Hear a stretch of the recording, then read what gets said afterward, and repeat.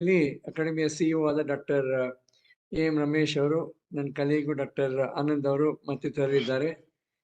ಮತ್ತೆ ಇವತ್ತಿನ ದಿನ ನಮಗೆಲ್ಲ ಗೊತ್ತಿರೋ ಹಾಗೆ ನಮ್ಮ ಪೂರ್ವ ಪ್ರಧಾನಮಂತ್ರಿ ಶ್ರೀ ಅಟಲ್ ಬಿಹಾರಿ ವಾಜಪೇಯಿ ಅವರ ಜನ್ಮದಿನ ಡಿಸೆಂಬರ್ 25 ರಂದು ಜನ್ಮದಿನ. ಅದಕ್ಕಾಗಿ 2014ರಲ್ಲಿ ಭಾರತ ಸರ್ಕಾರ ಸುಶಾಸನ ದಿನ ಅಂತ ಶುರು ಮಾಡ್ತು. ಅವಾಗಿಂದ ಹಿಡಿದು ಇವಾಗ ಈ ಸಲ 2022ರಲ್ಲಿ ಇಡೀ ಡಿಸೆಂಬರ್ ತಿಂಗಳನ್ನ ಸುಶಾಸನ ಮಾಸ ಅಂತ ನಾವು ಒಂದು ಆಚರಿಸಕ್ಕೆ ಹಲವು ಕಾರ್ಯಕ್ರಮಗಳನ್ನ ಹಮ್ಮಿಕೊಂಡಿದ್ದೀವಿ. ಅದರಲ್ಲಿ ಒಂದು ಕಾರ್ಯಕ್ರಮ panel discussion on good governance ಅಂತ. ಇವತ್ತಿನ ದಿನದ panel discussion is by the awardees and fellowship of the Karnataka Science and Technology Academy. A great pleasure in welcoming our experts, and they're all fellowship and awardees of the academy. We have with us Dr. P.S. Nadoja, Dr. P.S. Shankar, Emeritus Professor in Medicine, Rajiv Gandhi University of Health Sciences, former Director of the MR Medical College, Kalburgi, renowned science communicator, everything, so many things. And I must say, ಇಲ್ಲಿ ಬಂದಿರೋರು ಎಲ್ಲರೂ ಕೂಡ ಹಲವು ಪ್ರಶಸ್ತಿ ವಿಜೇತರು, ಹಲವು ಪದವಿಗಳಲ್ಲಿ ಕಾರ್ಯನಿರ್ವಹಿಸಿದವರು. ತಮ್ಮ ಕೊಡುಗೆಯಿಂದ ಸಮಾಜಕ್ಕೆ ಅನೇಕ ಕೊಡುಗೆಗಳು, ಅದನ್ನೆಲ್ಲ ಹೇಳಲಿಕ್ಕೆ ಹೋದ್ರೆ ಅದೇ ಒಂದು ಒಂದು ಒಂದು ಸಂಚಿಕೆ ಆಗ್ಬಿಡುತ್ತೆ. ಸೊ ಆ ತರಹದವರು ಎಲ್ಲರೂ ನಮ್ಮ ಪರಿಣಿತರು, ತಜ್ಞರು ಬಂದಿರೋರು. ಮೊದಲಿಗೆ ನಾ ಹೇಳಿದಂಗೆ ಡಾಕ್ಟರ್ ನಾಡೋಜ, ಡಾಕ್ಟರ್ P.S. ಶಂಕರ್ ಅವರು. ಇನ್ನೊಬ್ರು ಪ್ರೊಫೆಸರ್ R.S. ದೇಶಪಾಂಡೆ ಅವರು, farmer director, institute of social and economic change, Bangalore, a globally known economist. Dr. Deshpande, Professor R.S. Deshpande is with us. Professor B.G. Mullimani ಅವರು, former vice chancellor, Gulbarga university, Kalaburagi, ಅವರು ನಮ್ಮೊಟ್ಟಿಗೆ ಇದ್ದಾರೆ. Professor S.K. Saidapur, former vice chancellor, Karnataka university, Dharwad, ಅವರಿಗೆ ಕೂಡ ಸುಸ್ವಾಗತ. Professor P.G. Chengappa, former vice chancellor, university of agricultural sciences, Bangalore. Professor A.H. Raja Sab, former Vice Chancellor, Tumkur University, Tumkur. Dr. S. Rajendra Prasad, former Vice Chancellor, University of Agricultural Sciences, Bangalore. ಇವರೆಲ್ಲ ನಮ್ಮೊಟ್ಟಿಗೆ ಆಗಲೇ join ಆಗಿದ್ದಾರೆ. ಇನ್ನು ಇಬ್ರು join ಆಗ್ತಾ ಇದ್ದಾರೆ. ಒಬ್ರು doctor Mrityunjaya, former national director, national agriculture innovation project, ಭಾರತೀಯ ಕೃಷಿ ಸಂಶೋಧನಾ ಪರಿಷತ್ತು, ನವದೆಹಲಿಯಲ್ಲಿ. ಅವ್ರು ಹಾಗೇನೆ ನಮ್ದು ಒಂದು ಇನ್ಸ್ಟಿಟ್ಯೂಟ್ ಇದೆ, national institute of agriculture economics policy ಅಂತ, ರಿಸರ್ಚ್ ಅಂತ, ಡೆಲ್ಲಿಯಲ್ಲಿ. ಅದರ ನಿರ್ದೇಶಕರು ಕೂಡ ಇದ್ದು ಈಗ ಬೆಂಗಳೂರಲ್ಲೇ ವಾಸ ಮಾಡ್ತಿದ್ದಾರೆ. ಅವರು ಕೂಡ ಕನೆಕ್ಟ್ ಆಗ್ತಾ ಇದ್ದಾರೆ. ಅದರೊಟ್ಟಿಗೆ H. A. ರಂಗನಾಥ್ ಅವರು, former vice chancellor, Bangalore university, former director, Nayak, ನಿಮ್ಗೆಲ್ಲ ಗೊತ್ತು. ಅವ್ರು ಇನ್ನೊಂದು ಮೀಟಿಂಗ್ ಅಲ್ಲಿ ಇದ್ದಾರೆ, ಅವರು ಜಾಯಿನ್ ಆಗ್ತಾರೆ. ಸೊ ಇವರೆಲ್ಲ ಇವತ್ತಿನ ದಿನದ ನಮ್ಮ ತಜ್ಞರು, ಪ್ಯಾನೆಲಿಸ್ಟು. ಸೊ ನಿಮ್ಗೆಲ್ಲರಿಗೂ ಹಾರ್ದಿಕ ಸ್ವಾಗತ, ಕೃತಜ್ಞತೆಗಳು. ಈ ಒಂದು ಪ್ಯಾನೆಲ್ ಡಿಸ್ಕಷನ್ ಅಲ್ಲಿ ಭಾಗವಹಿಸಲಿಕ್ಕೆ ನಿಮ್ಮ ಎಷ್ಟೊಂದು ಬಿಡುವಿಲ್ಲದ ಕಾರ್ಯಕ್ರಮದ ಮಧ್ಯೆ ಕೂಡ ನೀವು ಜಾಯಿನ್ ಆಗಿರೋದಕ್ಕೆ ನಮ್ಮೆಲ್ಲರ ಕಡೆಯಿಂದ ಕೃತಜ್ಞತೆಗಳು. ಈ ಕಾರ್ಯಕ್ರಮ ಪ್ಯಾನೆಲ್ ಡಿಸ್ಕಷನ್ನು ಈ ಸಿಸ್ಕೋ ಮೋಡ್ನಲ್ಲಿ ನಡೀತಾ ಇದೆ. ಹಾಗೇನೆ ಇದು ಯೂಟ್ಯೂಬ್ನಲ್ಲಿ ಕೂಡ ಹೋಗುತ್ತೆ. ನಮ್ಮ ಡಾಕ್ಟರ್ ಮೃತ್ಯುಂಜಯ ಅವರು ಸ್ವಲ್ಪ ಸ್ಲೈಡ್ ಪ್ರೆಸೆಂಟೇಷನ್ ಕೂಡ ಇದೆ ಅಂತ ಹೇಳಿದ್ದಾರೆ. ಸೊ ಎಲ್ಲ ಕಾರ್ಯಕ್ರಮ ಇವತ್ತು 4 ಗಂಟೆಯಿಂದ ಹಿಡಿದು ಸುಮಾರು 6 ಗಂಟೆವರೆಗೆ ಈ ಕಾರ್ಯಕ್ರಮ ನಡೀಲಿಕ್ಕೆ ನಾವು ಯೋಜನೆ ಮಾಡ್ಕೊಂಡಿದ್ದೀವಿ. ನಮ್ಮ ನಿವೇದನೆ ಅಂದ್ರೆ ನಮ್ಮ ಪ್ರತಿಯೊಬ್ಬ ತಜ್ಞರು ಕೂಡ 8 ರಿಂದ 10 ನಿಮಿಷ ನಿಮ್ಮ ವಿಚಾರಗಳನ್ನ ಮುಂದಿಟ್ರೆ ಮತ್ತೆ ತಿರ್ಗಾ ಸೆಕೆಂಡ್ ರೌಂಡ್ ಅಲ್ಲಿ ಕ್ವಶನ್ಗಳು, ಸಲಹೆಗಳು, ಮತ್ತೆ ಏನಾದ್ರು ಮತ್ತೆ ಬರ್ಬೋದಾದ ವ್ಯಾಲ್ಯೂಬಲ್ ಸಜೆಷನ್ಸ್, ಅದನ್ನು ಕೂಡ ನಾವು ಕಲೆಕ್ಟ್ ಮಾಡಲಿಕ್ಕೆ ಇಚ್ಛೆ ಪಡ್ತೀವಿ. ಈ ಒಂದು ಪರಿಚಯದೊಂದಿಗೆ ಮತ್ತೊಮ್ಮೆ ಕೃತಜ್ಞತೆಯೊಂದಿಗೆ ಹಾರ್ದಿಕ ಸ್ವಾಗತ. ನೀವೆಲ್ಲ ಒಪ್ಪಿದ್ರೆ ಈಗ ಕಾರ್ಯಕ್ರಮ ಶುರು ಮಾಡೋಣ ಅಂತ. Panel discussion on good governance, Kannada ಮತ್ತು ಇಂಗ್ಲಿಷ್ ಎರಡು ಸೇರಿಸಿ ಮಾತನಾಡ್ಬೋದು. ಎಲ್ಲರೂ ಹಿರಿಯರಿದ್ದೀರಿ. ನಮ್ಮ ಶ್ರೋತೃಗಳು ಕೂಡ ಬೇರೆ ಬೇರೆ ವರ್ಗಗಳಿಂದ ಬರ್ತಾರೆ. ಸುಶಾಸನ, ಗುಡ್ ಗವರ್ನೆನ್ಸ್, ಸಮಾಜದಲ್ಲಿ ಗುಡ್ ಗವರ್ನೆನ್ಸ್ ಹೇಗೆ ನಡೀಬೇಕು ಆ ಥರ. ಅದು ಇವತ್ತಿನ ದಿನ ನಮ್ಮ ವಿಜ್ಞಾನ ತಂತ್ರಜ್ಞಾನ ಅಕಾಡೆಮಿ ಕಡೆಯಿಂದ ಮಾಡ್ತಾ ಇರುವಾಗ ಸಮಾಜದ ಪರಿವರ್ತನೆಗೆ ವಿಜ್ಞಾನ ತಂತ್ರಜ್ಞಾನ ಯಾವ ಥರ ಉಪಯೋಗಿಸ್ಕೊಳ್ಬಹುದು, ಸುಶಾಸನದಲ್ಲಿ ವಿಜ್ಞಾನ ತಂತ್ರಜ್ಞಾನ ಯಾವ ಥರ ಸಹಕಾರಿ ಆಗಬಹುದು, ಅಥವಾ ವಿಜ್ಞಾನ ತಂತ್ರಜ್ಞಾನ ಕ್ಷೇತ್ರನೇ ಇರ್ಬೋದು, ಅಥವಾ ಹೈಯರ್ ಎಜುಕೇಶನ್ ಅಂತ ನಾವೇನು ಹೇಳ್ತೀವಿ, ಉನ್ನತ ಶಿಕ್ಷಣದಲ್ಲಿ ಅದರಲ್ಲಿ ಯಾವ ಥರ ನಾವು ಸುಶಾಸನ ತರ್ಬೋದು, ಇದೆಲ್ಲ ಒಂದು ಈ ಥರ ವಿಷಯಗಳನ್ನ ಇಟ್ಕೊಂಡು ನಾವು ಈ ಕಾರ್ಯಕ್ರಮನ ಆಯೋಜಿಸಿದ್ವಿ. ನಿಮ್ಮಲ್ಲಿ ಎಲ್ಲರೂ ಹಿರಿಯರು ಕುಲಪತಿಗಳಿದ್ದೀರಿ, ನಿರ್ದೇಶಕರಿದ್ದೀರಿ, ಎಷ್ಟೊಂದು ಕಡೆ ಕೆಲಸ ಮಾಡಿರೋದು, ನಿಮ್ಮ ಅನುಭವ, ನಿಮ್ಮ ಚಿಂತನೆ ನಮಗೆ ಈ ನಿಟ್ಟಿನಲ್ಲಿ ಈ ಸುಶಾಸನ ಮಾಸವನ್ನು ಆಚರಿಸುವಲ್ಲಿ ಬಹಳ ಒಂದು ದೊಡ್ಡ ಕೊಡುಗೆ ಆಗುತ್ತೆ ಅಂತ ಕರ್ನಾಟಕ ಸರ್ಕಾರಕ್ಕೆ ಕೂಡ ನಾವು ಇದೆಲ್ಲ ಕಾರ್ಯಕ್ರಮದ ರೂಪುರೇಖೆಗಳನ್ನ ಕಳಿಸಿದ್ದೀವಿ. ನಮ್ಮ ಉನ್ನತ ಶಿಕ್ಷಣದ ಸನ್ಮಾನ್ಯ ಮಂತ್ರಿಗಳಿಗೆ ಕೂಡ, ನಮ್ಮ ಕಾರ್ಯದರ್ಶಿಗಳು ಕೂಡ ಎಲ್ಲರೂ ಕಳಿಸಿದ್ದೀವಿ. So everybody is aware of this panel discussion by the awardees and fellowship of the Karnataka Science and Technology Academy, and everyone is looking for this discussion. Without more words, I once again heartily welcome you. And if you all agree, we start with Nadoja, Professor Dr. P.S. Shankar ಅವ್ರನ್ನ I request you, sir, to kindly ನಿಮ್ಮ ವಿಚಾರಗಳನ್ನ ಈ panel discussion ಅಲ್ಲಿ ಮಂಡಿಸಬೇಕು ಅಂತ ಕೇಳ್ತೀನಿ. Dr. P.S. Shankar. Thank you very much, sir. Professor Ayappan, distinguished colleagues, the members of the academy, fellows, and other distinguished persons. Each day, we are celebrating one day or other, and there is no empty space in our calendar. See, every day, some day or other is happening. Since 2014, we are celebrating on Christmas Day, which also happens to be the birthday of Atal Bihari Vajpayee, a good governance day. When we say governance itself is defined as a process of conduct of public affairs by the public institutions and the management of public resources and the maintenance of the human rights without any abuse, corruption, and adherence to the rule of the law. It involves decision making and its implementation. This is used in context of making and its implementation. This is used in the context of the local, state, national governments and corporate bodies. And it highlights the responsibility of the governments and the governing bodies of the organizations to fulfill the aspiration of a large number of people in the community, society, or body. Good governance adds an evaluative attribute to the governance, and it is a process whereby public institutions conduct public affairs, manage the public resources, and guarantee the realization of the human rights. The United Nations has shown a way to offer good governance involving 8 principles such as participation of the people, rule of law, consensus-oriented equity and inclusiveness, effectiveness and efficiency, accountability, transparency, and responsiveness. The terms such as decentralization, central, state, district, taluk, villages, distribution of the responsibility, community participation, rule of law, honesty, transparency appear very interesting in theory, but in practice, they are facing many hurdles during their implementation. The results of good governance are assessed by every citizen, wherein every citizen has to get quality education, improved health, better lifestyle, provision of basic amenities to an ordinary citizen without any difficulty at any time. India has good legislative, executive, and legal systems. Still, it is not able to give good governance. Periodical reports, surveys, UN reports, studies by the society give a real picture. The Worldwide Governance Efficiency Ranking 2022, India stands 68 in the world ranking. 2021 Good Governance Index, consisting of 10 different points.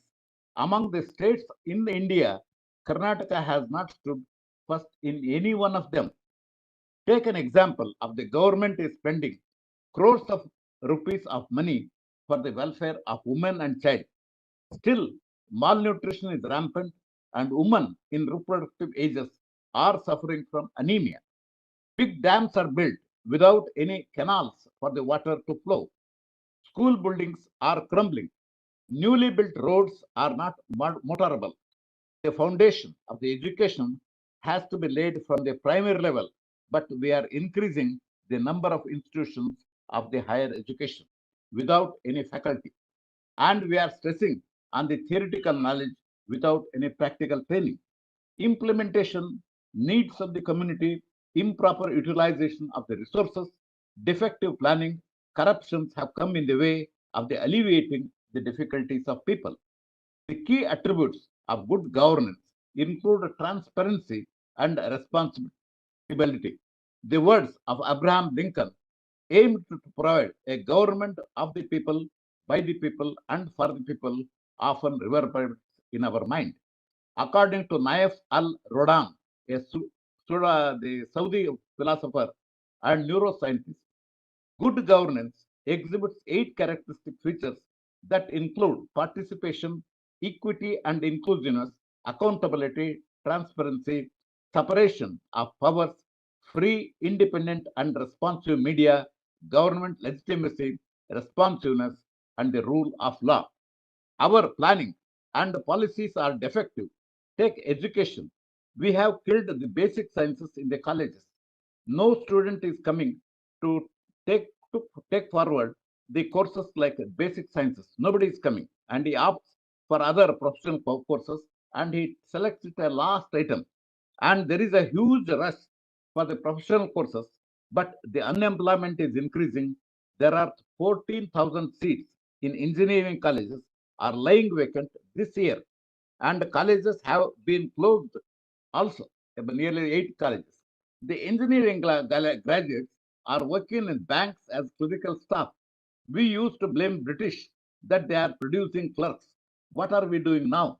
There is defective, and the chairman of one of the leading software company of the country said that he does not intend to take the engineering graduates from many institutions as they have no practical skills. And I intend to give some examples of good governance which are really consumer friendly. And I would like to give my own examples.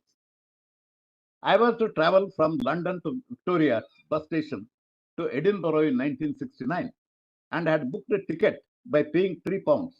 And I was to come from Ilford by underground and surface train to Victoria station. The bus stand was 5 minutes to walk from that place. The bus was to leave at 7 p.m. On that day, there was some delay in the train and it arrived at the Victoria station exactly at 7 o'clock. And I had to walk for 5 minutes to reach the bus stand. The bus had already left. And I became panicky and went to the inquiry. And I narrated my missing of the bus. And he told, "Why are you worried? There is another bus at 7:30 p.m. and you can travel in that." Immediately I asked, "What about my ticket?" He said, "The same ticket will hold good." That's what he said. Whereas in our country, on the other side, I flew from Chennai to Hyderabad and then went to bus stand in Hyderabad at 11 p.m. and I had booked already a ticket where 30% concession for senior citizens they were giving. And I boarded the bus. The conductor refused to entertain the ticket. And he asked me, "Go to the office in the bus stand and get permission." I had to go carrying my luggage to and then return back. And this is our country. I am giving an example of our governance. Another example, as a Commonwealth medical fellow, one could take part in a conference. They had not mentioned which place we can go. And there was an international chess conference at Lausanne, Switzerland, and where I was to receive the fellowship also.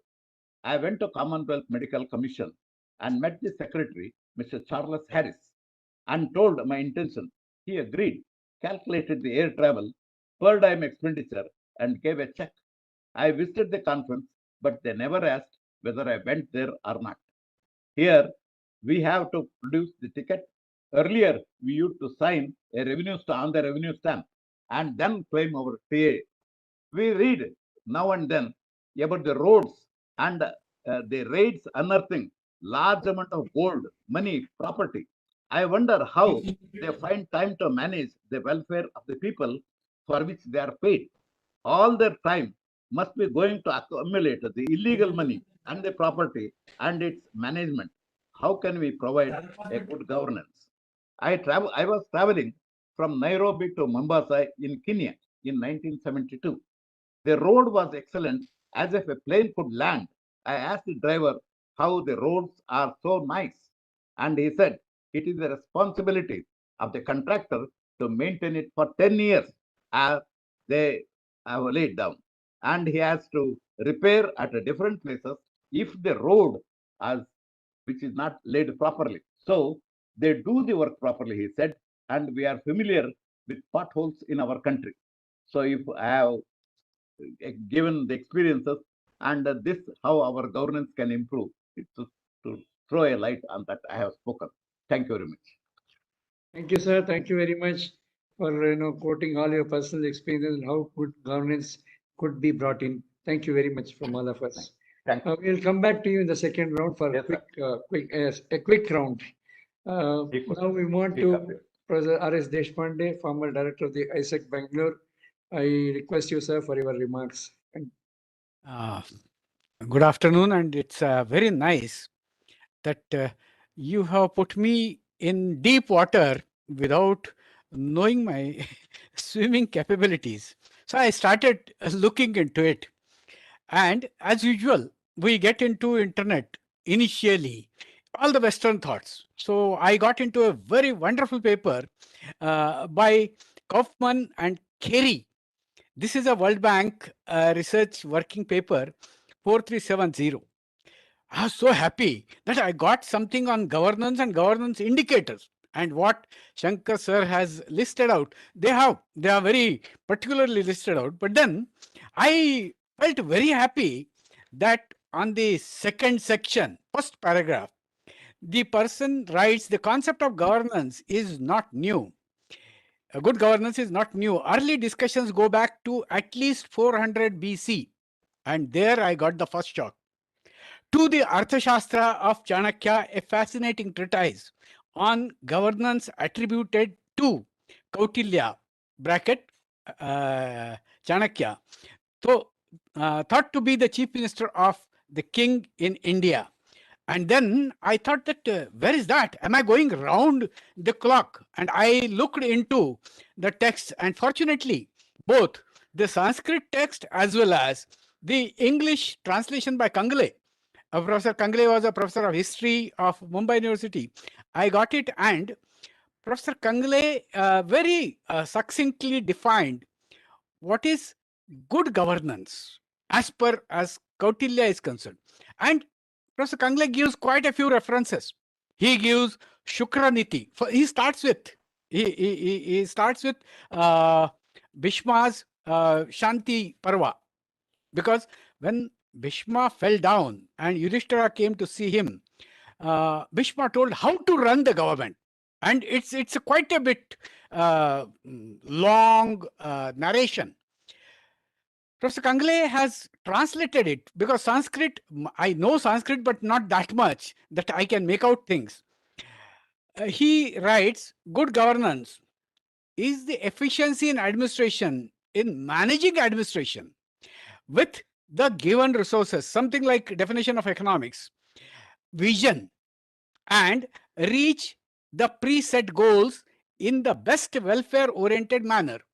All through the text, we have seen that good governance or development as such in India was totally welfare-oriented. And Professor Kangle writes further, it incorporates the economic, political, institutional tools to manage the best efficiency of governance. And this comes out with the preset goal of the welfare of the population. Shanti Parva, Arthashastra, and Shukraniti, all three have specifically got into the governance as such, welfare orientation by the king, because those days king was the caretaker of everything. So they write, the important thing in Arthashastra is Praja Sukhe Sukham Rajnya, Praja Nam Cha Hite Hitam, Nat Priyam Hitam Rajnya, Praja Nam Tu Hitam Priyam, which means in the happiness of his subjects lies the king's happiness. And now we are having the index of happiness, which is wrongly perceived, wrongly constructed, wrongly computed, and wrongly fed to all of us, and we swallow it without even challenging the methodology. Anyway, in the happiness of his subject lies the king's happiness. In the welfare of his welfare, in the welfare of the public, his welfare, he shall not consider as good only that which pleases him or her. That is, something good to me is not necessarily the good, but treat as beneficial to him whichever is beneficial to the public. And therefore, that public orientation, and I tried to make a nice diagram, but since we are not showing the slides, what is the structure of good governance? What Chanakya says, the structure of good governance begins with vision. There should be a long-term vision. When Professor V.K. Rao constructed this Institute for Social and Economic Change, it was 5 to 6 kilometers from the last bus stop that was available. And there was nothing, except cycle, nothing was able to come. Indira Gandhi, he invited to do the Bhumi Puja. And then they started constructing making a helipad. Professor Rao was taking a walk. He saw a helipad being done. He called the registrar. What is this happening? He said, sir, helipad, PMO's office said we should have a helipad here. He said, nothing doing. She'll come by road. Sir, there is no road. What? I am not bothered. It is their problem. And registrar informed the PMO saying that Professor Rao says that she will come by road. Immediately, PMO called the chief minister, and the road what you see called V.K. Rao Road was laid exactly within 15 days. And that road brought prosperity to entire Nagarbavi. When you travel now by that road, you will see that both sides there are many shops, many housing complexes, and everything is going on. The second thing, I was very young. I was hardly 25, 26 years old and was standing at a distance.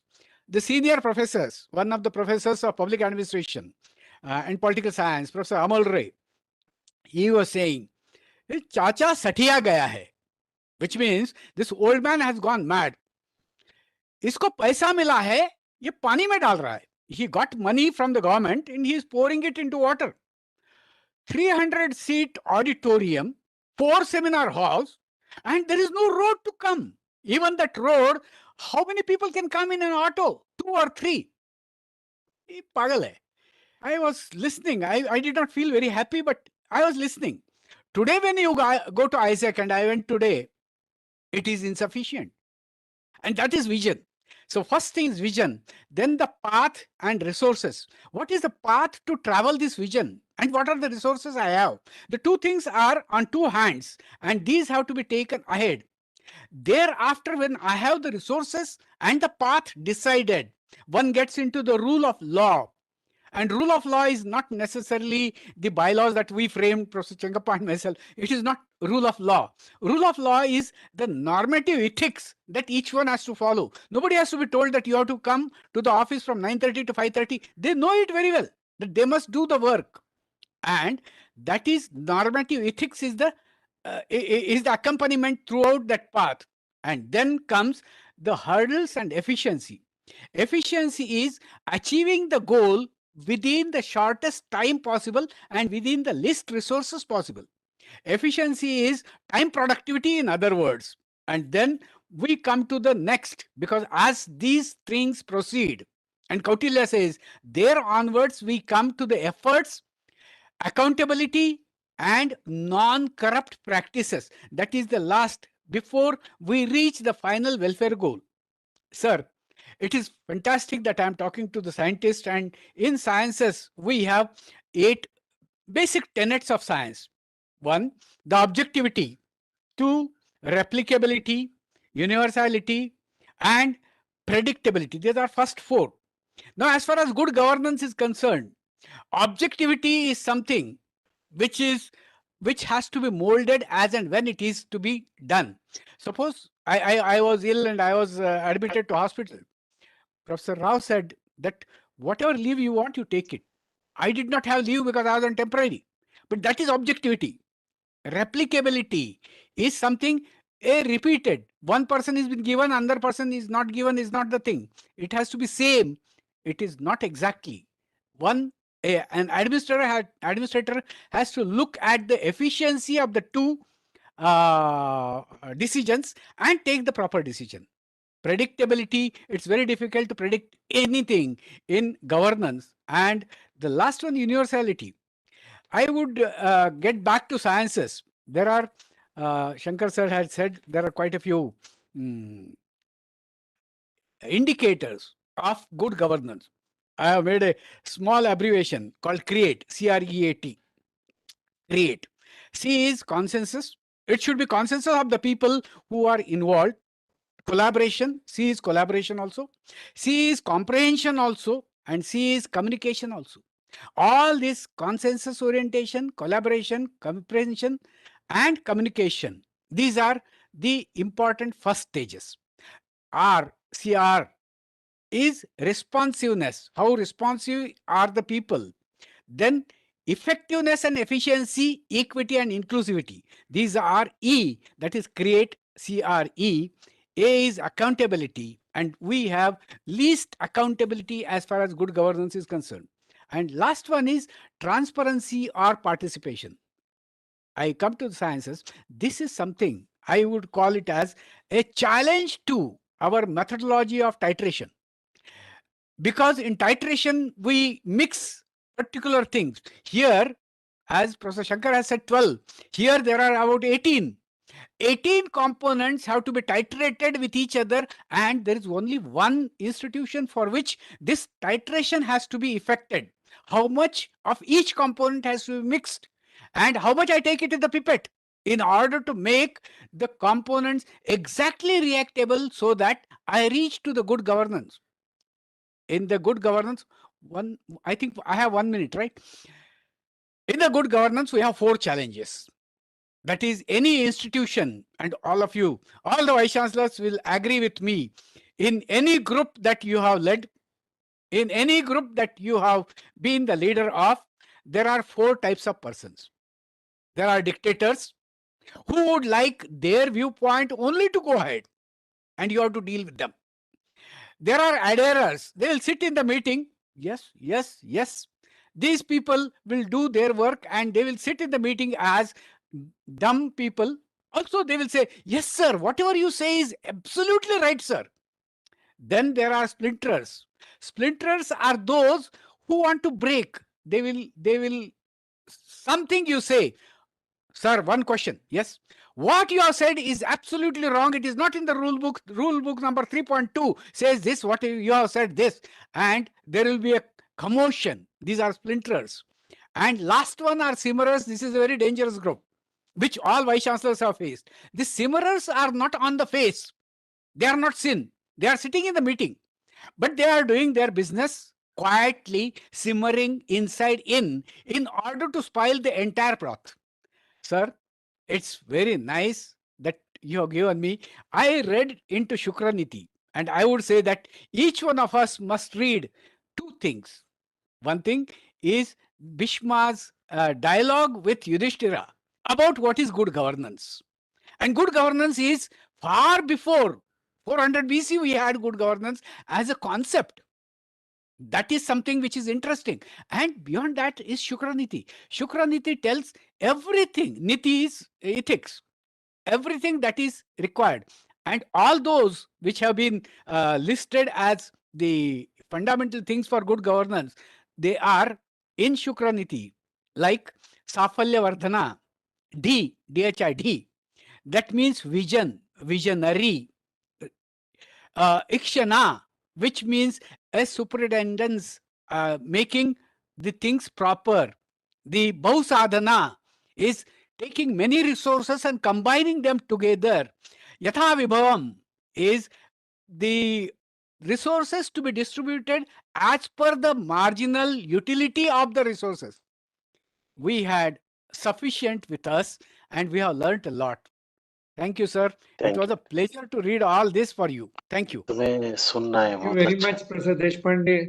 You have brought out all the nuances of good governance with your long experience as an administrator, as an economist, as a policy maker, and so on. Thank you very much for your remarks at this stage. Thank you very much. We request Professor B.G. Mulimani, former Vice Chancellor, Gulbarga University, for his views. Thank you, sir. Professor Shankar and Professor Deshpande have said a lot. I would try to be very brief. That too, from the point of view of not academicians, but simple people in the society, in the university, and what it is. Remind all of us that a wonderful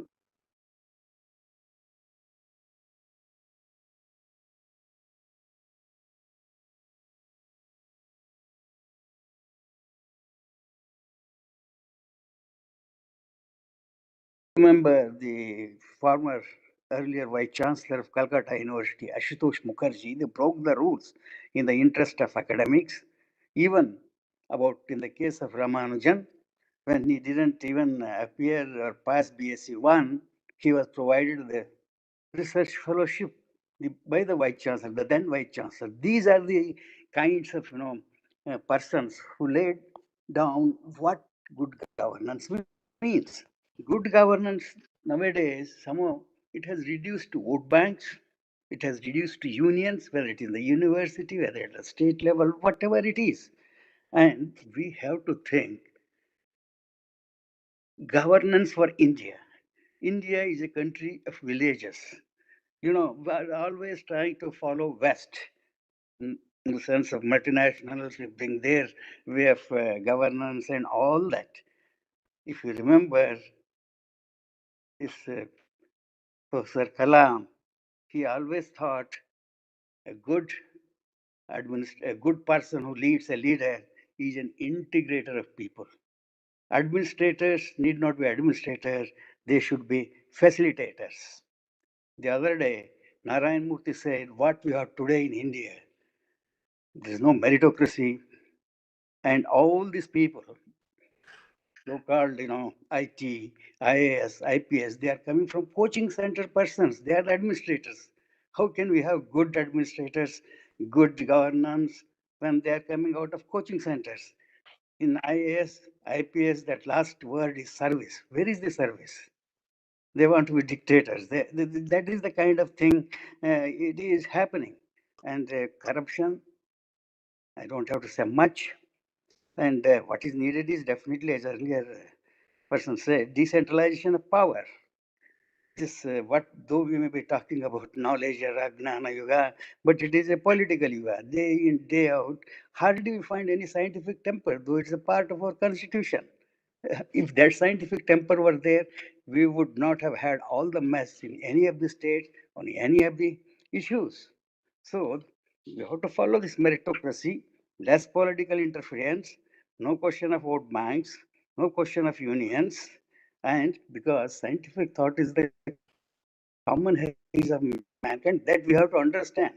Instead of course, development of technology, development of various things are needed, but what is needed nowadays in our country today is development of people, development of value system, then automatically good governance follows. So this year, all over the country, they celebrated International Food Day or something. The theme was nobody should be left out. Is it true? Are we doing anything? No. Come to villages and see the things what is happening. Everything happens in Bangalore, Madras, Hyderabad, Delhi. People have lost touch with the reality in the villages. So then they can think appropriate governance for Indian system, for Indian people, poor people. Then only we can think of envisioning a developed India. These are some of the things: meritocracy, scientific temper, our own kind of governance, integration of people.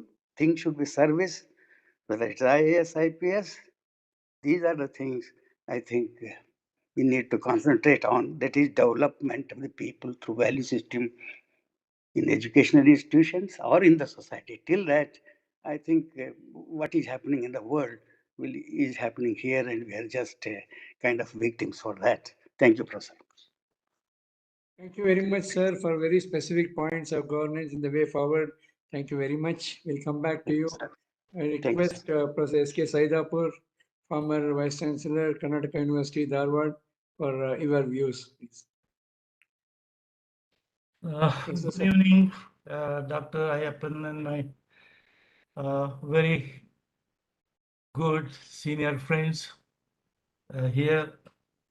I have actually not prepared any formal talk, and I did not indicate that I will be speaking, but I thought I will participate and interact on certain issues. Anyway, now that you want me to speak, I'll say a few things. Number one, I would not get into the historical aspects of governance, etc.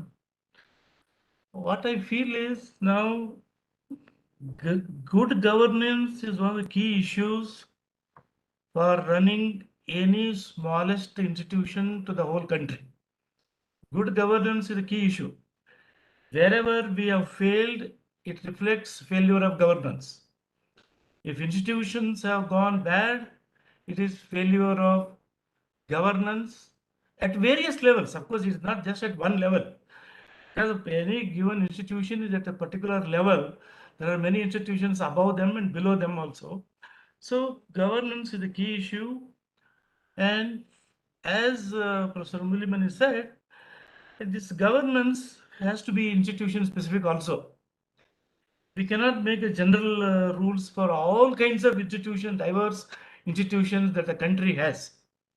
Educational institutions are different, purely administrative are different, a municipal corporation is different, health sector is different, and so on. Then governance is not a cup of tea for everybody. There are people who have competency to govern and make a difference. For example, if you take any private enterprise industries, you have what you call CEO, Chief Executive Officer. And that CEO may be a very young fellow under whom many senior people above 50, 40, 50 years will be working. But the CEO is a young chap. He may be drawn from anywhere, particularly in Europe and America. CEOs don't come from local areas. They come from, they're international people. So CEO has a goal. He knows what is to be accomplished, what is the target, how much profit he has to bring to the industry, how many parts are to be made, or how many equipments are to be made, how business is to be done, how many poles have to be erected for electricity, blah, blah, blah. So he has a target. He informs this to all members of the institution, tells them this is our target, and we need to accomplish this, and this is the time frame. How you do it, I don't know. Whatever you want, you tell me, I will help you, but you have to do it. So they work in a mission mode, and obviously the private enterprises do better than the public enterprises. Public enterprises, we have a seniority based governance. That is not necessarily a great thing. That is one of the reasons for failure of governance. Number two, governance, that is a term itself sometimes not a very pleasant term to hear. Because the moment you say governance, governor, some boss-like thing, that should not be happen. As again, Professor Muliman said, governor, head of institution, I would not say governor, should be basically a facilitator, a person who provides the vision, a person who knows where he is leading the whole team. He has a vision, and therefore he takes everybody into confidence. That is the one thing. If you do not take stakeholders into confidence, then there is no point in doing any kind of a governance. And that is possible when there is a transparency on one hand in the entire administration, and secondly, honesty and integrity of the person who is governing the institution, heading the institution. That becomes extremely important. He may be good, bad, he may be ugly, he may be handsome, he may be smoking cigarettes or going out and doing all kinds of things. But is he a person of honesty and integrity? Can the stakeholder trust him that we are safe in the hands of this so and so? I think this is the issue that happens. And then it's not enough if somebody follows rules and regulations and strictly everything perfectly. No, that's not it. Governance is meaningless if it is not combined with leadership. Leadership and governance have to go hand in hand, sir. Leadership is something which is appears to be totally different from the governance, but leadership and governance are complementary to each other. They are like yin and yang. You know, the seemingly opposite forces like dark and light, male and female, and so on. It's not, it may appear like that, but if these two are combined, if governance and leadership are combined, then something good will come. Only governance is not good, only leadership is not good. Because that will lead to ultimately bureaucracy. If the only governance is good, it will become bureaucracy, indifference of people, they don't want to cooperate and so on. If you have leadership, you want to do so many good things, nice to everybody, but there is no governance, then corruption will get into, and then many other kinds of fiefdoms and all that can happen. So today we need to understand in India that governance has to go with leadership. Governance leadership should be given to people who are competent. Only they should be doing that, not everybody. And it is not a right that by seniority I must become a head of the institution. Not necessarily. Let someone do it, because that is how it should be done. And the context have changed, and we have to realize that we have to work for the overall development of the nation at the end of the day, the overall end of the people. So all these things have to be accomplished meaningfully, and therefore governance is good. Governance and leadership have to go together, and we have started celebrating this 25th December as a Good Governance Day in honor of the birthday of our former Prime Minister Atal Bihari Vajpayee ji. Is good. 8 years have passed. We have been talking about governance, but the question is governance, I mean, good governance, visible anywhere in any institution? Thank you. Thank you very much, Professor Saidapur. Leadership and governance, all those things highlighted. Thank you very much. We'll come back to you in the second round. Now I request Dr. Mrityunjaya. I believe Dr. Mrityunjaya, the former National Director from the Indian Council of Agricultural Research, former Director of the National Institute for Agricultural Policy and Economic Research, has joined us. I request Dr. Mrityunjaya to kindly give your views, please. Dr. Ayyappan, my esteemed fellow panelists and dear participants, I'm extremely grateful to KSTA for giving me this opportunity to share my views on governance and good governance. And I have chosen, as Dr. Ayyappan was making a mention, that I have completely devoted my service to public agricultural research organization in this country, 35 years, out of which 33 years in ICR, Indian Council of Agriculture Research, and 2 years in a state agricultural university, which is University of Agricultural Sciences, Bangalore. I started my career here. So therefore, 35 years of experience, out of which 50% I spent in research and teaching, and the remaining 50% in governance or administration. So I have both the sides of supply and demand for good governance. So what I share is my own thoughts. In fact, I cannot match the kind of wisdom and knowledge that my predecessors have shared with you on governance. But my thoughts on governance as I experienced it over these years. Now, for me, governance, of course, as everybody says and is, governance means the process of decision making and implementation.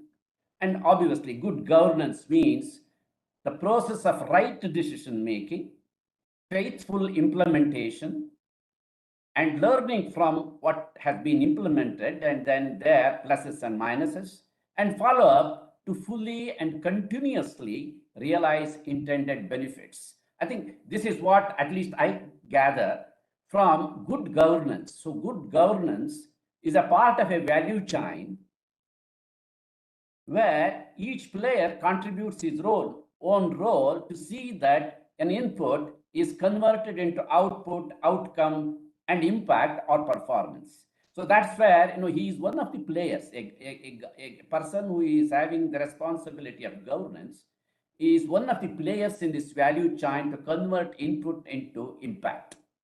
Now, in this, I should say, governance is an invisible and often ignored or underestimated player in this value chain. This is my perception of what of what governance is seen in. And as I said, I think somebody has already said that he's a key player in transforming the inputs, efforts into output, impact, and performance. So the other players and their inputs are all important, but the person who is most important for this conversion of transformation of an input into performance of an institution or whatever it is, any institution or any entity that he manages is nothing but governance and person who is in charge of this.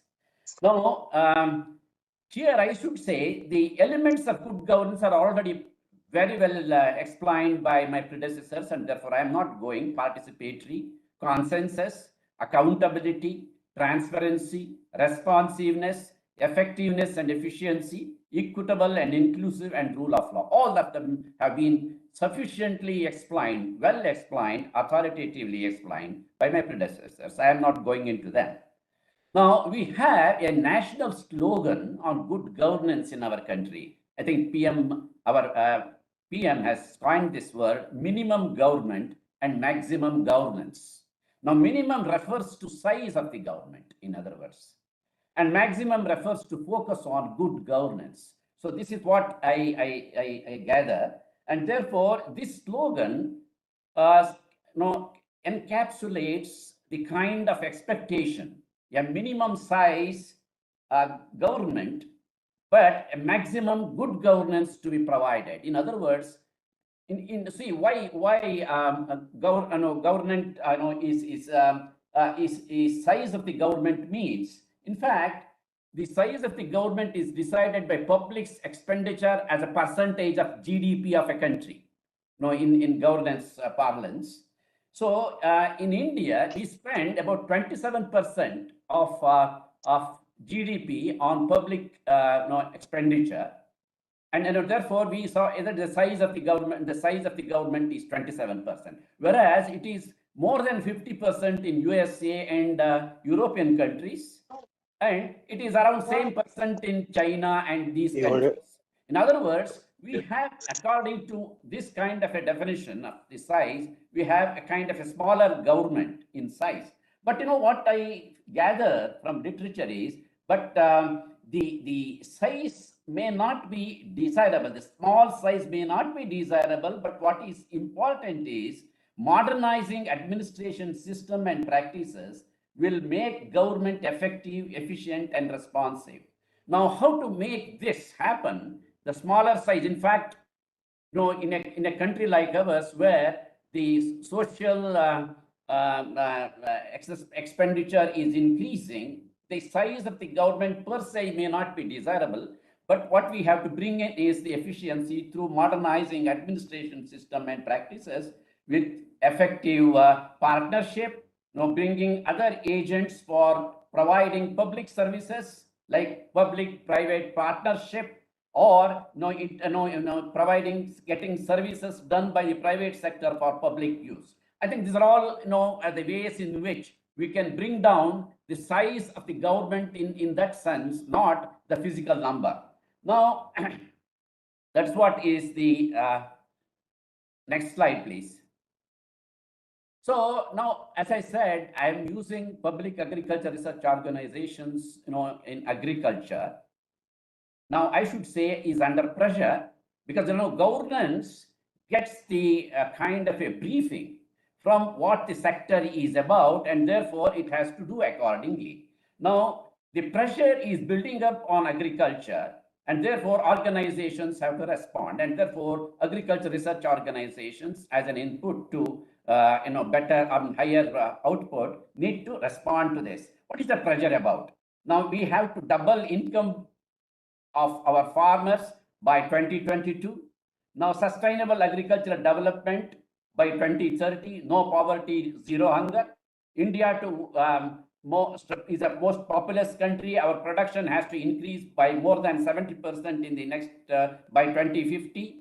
Diversified food, better quality food, more safe food, land use, water use efficiency have to be increased by 3 to 4, 5 times. Labor use efficiency has to increase by 6.5 times. Energy use efficiency has to by 2. So therefore, the pressure, international pressure also is reducing subsidies, WTO agreements, climate change concerns are dictating to us to see that our performance increases in terms of carbon emission mitigation and avoidance. So therefore, these are all challenges that the administration is facing, and therefore administration has to, through the systems, we have to manage. So public agriculture research organizations consisting of what I call it as ICR, 113 institutions are there, agricultural universities, 73, to provide technological, educational, and extension advisory services support in agriculture and allied areas to central and state governments. Research, education, and extension education are integrated in agricultural research organizations in public, and therefore there are opportunity for complementation, but at the same time, provide lot of challenges, pose a lot of challenges to governance, because bringing them together is a big task. Now, public agriculture research organizations are also mostly funded by and generally governed by rules and central government, state governments, state agriculture universities for that matter, with varied levels of autonomy, freedom, and flexibility. Now, public research organizations, being both a technical and developmental organization, are under tremendous pressure, which I was talking to you, in a while ago. Next slide. Now, the governance quandary, the dilemma is how to enhance excellence in research while maintaining balance between research, education, and extension, and reconciling researchers' need for autonomy and isolation, and bureaucracy's need for research relevance, cost effectivity, and quick response. Now, hence, the need for a good leader is of paramount importance to keep the system ever fit, performing, and future ready. I think this is what is the challenge about. And therefore, a good leader, I think somebody was making a mention, leader is key for the success of an organization or a system. And therefore, leader has to see that this kind of a challenge is addressed well. Now, public agriculture research organizations review performance through several mechanisms, quinquennial review and all that, to see that they are at the top, to see that they meet all these challenges which I was talking to you a while ago. Now, while doing that, they review the institutions, find the strengths and weaknesses. The ones which top the list would be rewarded, and those who are left behind in terms of their topping would get an opportunity to introspect and get ready for the next round of evaluation to remove their or tackle their weaknesses, change capabilities, improve their capabilities, and improve their mindset culture to reach the top governance. This is what it is. Next. Now, performance-related reviews of agricultural organizations are also sometimes done by high-powered committees with respect to terms of reference and with follow-up action on recommendations, which are, of course, sometimes not up to the mark. And generally, special initiatives are also planned under externally aided projects to undertake organization and management reforms to address governance deficits, to improve performance. Now, and as I said, in ICR, we have spent around 6,200 crores of rupees in the last 40 years on O&M reforms. Basically, the hidden agenda of all these externally aided projects, apart from promoting science, was basically to improve organizational and management culture in this system, so that these reforms tried during the project period would get mainstreamed after the project exit.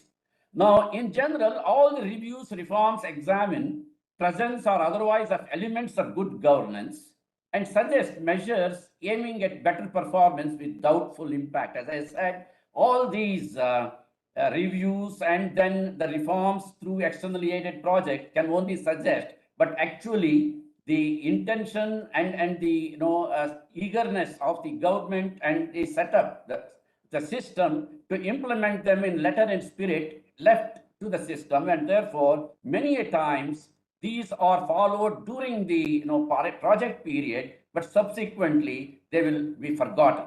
Now, I strongly believe that only good governance can transform good public agriculture research organizations into great public or agriculture research organizations who can function well and continuously deliver development gains. So my suggestion in this is that I am giving 5 kind of a principles to see that these sutras can help in good governance. Next slide, the last slide. Panchasutras for moving forward towards better governance and performance. First, find a super leader. I think somebody was making a mention. Visionary, driving, centered leader with dream, focus, foresight, best management practices like execution edge, using Sama, Dana, Veda, and Danda. I think I need not explain these things because it's known to us. Because if he combines these qualities depending on the situation, the demand of the situation, I think he would be a better leader. And user focus and involvement partnership, best communication skills and positive thinking. I think this is one which is very important, primary for making a good institution into a great institution or great setup. The second one is invest on people. I think people are key for any change in any organization, and therefore give thought to invest on people. Enough investment, competent, capable human resource who internalize rules and regulations into their character, culture, traditions, customs and values, habits, skills, and passion. And complement, ready to sacrifice and hate status quo situations, love challenges, and burning desire to excel for perfection. I think these are the what is called mindset culture that need to be inculcated to see that investment in people leads to. I think I consider investing on people who are part of the organization to carry out the mandates are very important. Now, the next one is follow 5 A's pathway. It's called mantras for success. Aspire, dream for a kind of a kind of a future. Now, destination. Get facts on fitness and performance. The kind of the mindset, culture, attitude, relationship, skills, and resources, skill, ideas, competence, resources, financial, logistics, etc. Assess SWOT analysis, where we are and where we want to go, kind of a balance sheet draw, and see that your organization is set to treat that path, which, as I said, 5 A's path. Now, the next one is the architect, steps to destination, develop roadmap, reforms, doing things differently, doing different things, all these combinations and permutations to be seen in terms of this kind of a pathway that is important. And the next point in that pathway is the act. It's either through military way, that where the formal leadership accountabilities are insisted and then followed, or is it marketing way, informally, setting, using marketing, selling tactics or techniques to see that people follow it, and then we act, the institution acts for conversion of input into output and performance. The last one is the advance. It is centered leadership, continuous improvement to remain on top, moving forward, lifelong learning, and dedicated expertise. I think these are all the 5 A's of moving towards good governance and then great institution. Now, I think the last 2 is indulge in lifelong learning and changing. Learn, act, it's close or perish, then revive and find new. I think whatever it is, acting like that is important, and deliver as fast as the world is changing with resources, less resources, or even no resources. I think you have to work like that. The last one is chant performance. In my view, remaining alert, quickly and continuously adjusting to perform, perform, and perform. This is the chanting that, if one follows in an institution with the leader and the followers and the people in the institution, I think, we can really, turn into a good institution into a great institution. I think this is what I thought that I should share at the first instance. And thanks for giving this opportunity to me, Dr. Ayyappan Saab. Thank you. Thank you very much, Dr. Mrityunjaya Saab. As usual, very valuable insights and a powerful presentation for good governance. Thank you so much from all of us. We'll come back to you once again. Now I request Professor P.G. Changappa, former Vice Chancellor, University of Agricultural Sciences, Bangalore, for his remarks. Esteemed Dr. Ayyappan and his team from Karnataka KSTA, and also my fellow panelists and all the audience here. Friends, is a very good topic for today's discussion. Good governance. I recall Vajpayee in one of his as a leader of the opposition, in one of his speeches, because he is known for making very powerful speeches in the parliament. I recall once he said, while talking about corruption and good governance, he was telling there is corruption from Delhi to Gully, and in order to do away with this, we need a lot of good governance. That's what the sum and substance he was mentioning in one of his great speeches. Well, friends, I thought I would talk good governance, referring to some of the issues in the higher education institutions which we all are involved. First of all, we look at a good governance as indicated by many. It refers to a set of structures, processes, and the stakeholders involved in development of policies and programs, and in decision making also. And finally, that affects the performance of the institutions. We have seen, for example, all the universities have the same kind of formal structure. The board of governors, the board of management, academic council, research council, etc., so on and so forth. But under this given kind of set of conditions, the processes implemented also remain same. At the same time, we find the performance of the universities, is entirely different. This is mainly due to the in terms of, because of the variability seen in governance. Because though we have the set of factors are common, but they perform differently and they are valued differently by the public and others because of the governance pattern. When I indicate governance, good governance here, the good governance has to be seen from a normative angle. It's more of a normative. That is, it is based on standards.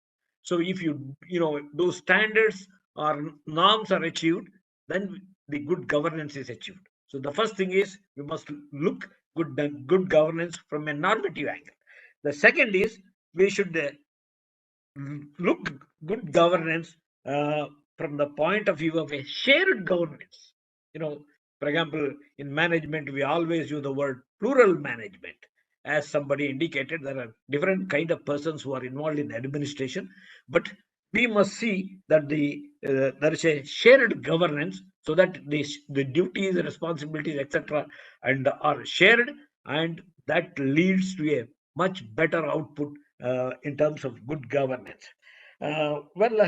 Friends, for example, we most often talk in the higher education institutions of the weak governance, especially these days. Weak governance is a casualty in most higher education institutions because they ignore the attributes such as participation, responsiveness, transparency, consensus, and inclusivity. This is a reason why the weak governance has emerged in many higher education institutions. Then, of course, the management what happens is in governance, the management plays a very important role, and the management sidelining competent and independent people in the system, it leads to a weak governance. Then, of course, the poor governance has a negative impact on an employee behavior, quality, and productivity outcomes. Overall, the institution rating is based on good governance, as we see nowadays, and this has become the order of the day. But as indicated by Saidapur, I just want to be specific here, saying that good governance includes issues like good leadership, autonomy, and accountability. See, when we talk about the good governance, these three are very important. Well, the leadership, friends, we also talk in India. The good institutions have been built up. For example, we talk about Vikram Sarabhai, who set up the first Indian Institute of Management, Ahmedabad. Today, it is one of the world-level institutions. Similarly, we had Malnobis, who set up the Indian Statistical Institute. Similarly, we had Homi Bhabha, Indian Institute of Fundamental Research. Why I mentioned is these were great leaders who developed institutions which were hitherto not there, especially after the independence, etc. came. And these people were, their leadership and the institution building, they're real institution builders. This is where the good governance part comes in the leadership part, where they where they build the institution is very important. For example, see, in the academic leadership, we have, if you take, we have very good scientists, outstanding teachers, etc. But all cannot be good leaders. But this leadership has to be as different traits. For example, the academic leadership is entirely different as compared to the other kind of leadership. We are, this academic leadership is more of building, more leaders, not followers. We should build more of academic leaders, and this is where many times we see the dearth of an academic leader pool. We have an absence of real good leaders in the leadership. That is what you call as the talent pool. Well, we find this kind of lacunae not only in the public institutions, even in the higher education institution in the private sector. We thought they have all the freedom and they would do much better. But our experience in the last few years, we have seen the governance of the higher education institutions, even in the private sector, has not improved or not come out of this. For example, mainly the interference by the sponsor, the trustees, and the promoter. These are promoter-led. And second, we find is most of them are family controlled. The one person is the chancellor, another person is from the same family is the vice chancellor, registrar, etc. This is not a good governance of an higher education institution. This is worse than the inbreeding what we talk about in the institutions. Then, of course, it's more of a business. Education has become a business, especially in the private, higher education institution. And we have seen many of these private institutions are investing in building and equipments, etc., etc. As Mrityunjay said, that they are not investing on teachers. We want human capital, which can produce further capital. Unless you invest on faculty, unless you bring faculty and we are competent of the global level, how can you talk about higher education institution figuring in the global list? Well, this is where the leadership in higher education institution and leadership elsewhere, as indicated by Saidapur also, is very key if you really want a good governance. And I was also telling about even in the type of leadership, for example, very often, in leadership, when we say we must move from, I did it. No, the vice chancellor says I did it. No, the vice chancellor should be we did it, or instead of using me to all of us did it. This is the kind very important if I really want a good leadership. Well, the autonomy, we have talked a lot of things in the autonomy for a good governance is a must. The autonomy in terms of the academic autonomy, institutional autonomy, then financial autonomy. These three are part and parcel for a good governance in higher education institution. Academic freedom, we may, there are courses developed, there are guidelines to develop courses and also implementing the program, etc. But again, without good teachers, and also there's a burnt out, syndrome we find. Our teachers are burnt out. We have to really upgrade them with proper training, skill development. So invest on teachers, invest on faculty, invest, so that we build good students, etc. Then of course the institutional autonomy in decision making, financial autonomy. For example, a lot of limitations for the public institutions to raise money, and even sometimes to raise money, even to spend money, etc. You find a lot of difficulty. But a lot of autonomy is required for higher educations if you want to have a good governance. Then the last one I just want to say is the accountability. See, for example, the accountability, is a part of the good governance. This accountability has to be given a lot of importance. For example, the effectiveness in imparting the knowledge, then the societal accountability. It is the public money that is invested in the public system and the public universities and etc. So the societal accountability has to be really kept in mind. For example, in the farm universities, we invest so much money. Certainly, we'll have to find solutions to the farmers' problems. It is very important. We cannot say I just offer a course and offer a degree in BSc Agriculture or veterinary. Then, of course,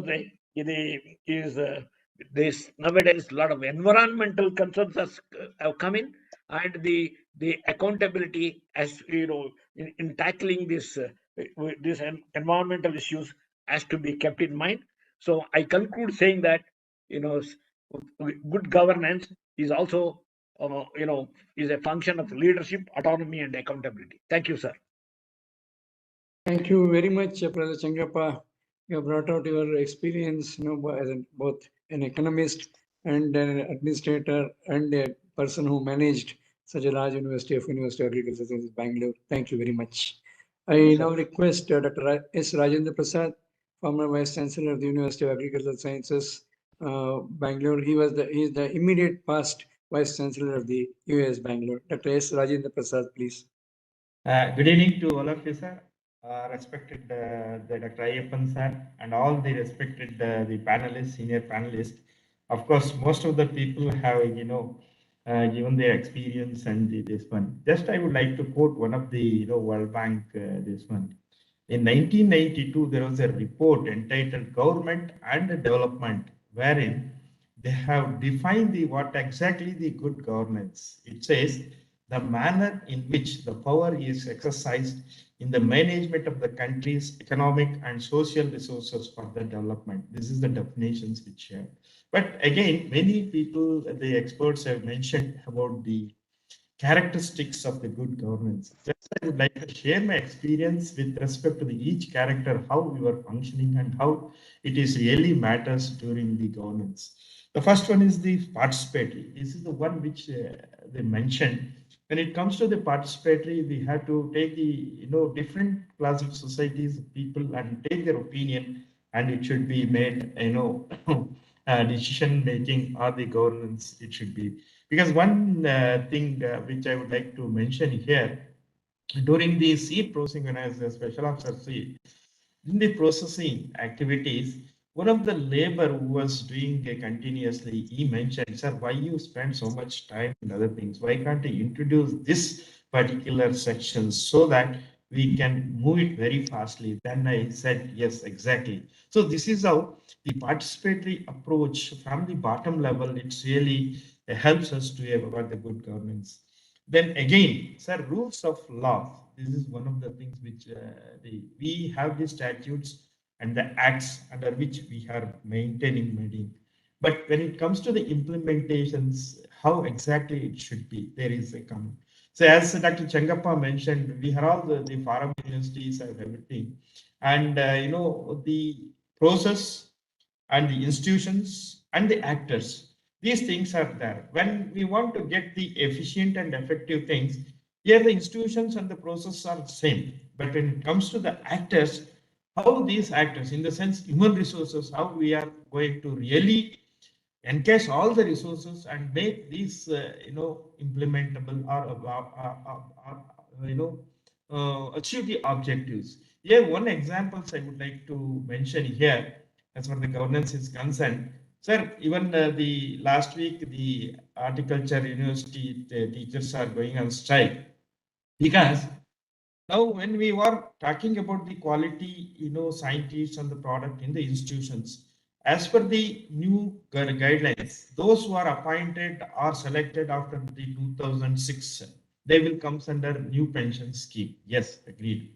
But when it comes to the institutions, when we see the person who has got 10 years of experience in one university and is more specialized, when you want to jump to the different institutions, we want to take such creamy people. When you want to come to this institution, there is no provision for the protection of his pay and other things. Is it not deploying of the quality of the people to be get into the institutions? This is one thing which really matters a lot. Then again, the vacancies. If you look at the vacancies and other things, though it is we can get it done through the contractuals. But if you look at the specializations and other things, sir, the most important thing, the agriculture industry, the breeders. One breeder, 3 crops, 4 crops, how we can develop the things. So therefore, these are all the things which comes in the way of good governance. That is one thing. Then the another one thing which they mentioned, transparency. Sir, this is one. Now the digitalizations, paperless, administrations has made us a lot of transparency in this. This has to be scaled up in the system. But since many of the institutions not have done, this is the one thing which really scales the efficiency. Then the another thing, the consciousness when you take the decision. You see, we take the decisions in the staff meeting and other things. I think one of the speaker really mentioned there are 4 categories. I think Deshpande Sahab has mentioned 4 categories. Some people say yes, some people say no, some people keep mums. Yes, that is true. Actually, it is true. So when we take this consciousness, one which really matters, and this one, the most important one is accountability. Here, when we are giving the promotions for all those things, we take all the data and everything. But when it comes to the accountability, we are not going for a proper kind of auditing. What I suggest for the good governance, internal auditing is required, technical audit is required, and the external auditing is required timely, so that there will be kind of caution to the people who are not performing well, and that kind of things we can brought in, though it is there, but it is not effectively implemented. That is the thing which we would like to. But just I would like to make what are the challenges in the good governance. I made some points. Just I would like to mention here. The first one is the attitudinal problems of the civil servants. So as per the second ARC report, civil servants have become inflexible, then self-perpetuating and inward looking. So this is the report has been taken. So this is one challenge we have to address. The second one, as I mentioned, lack of accountability.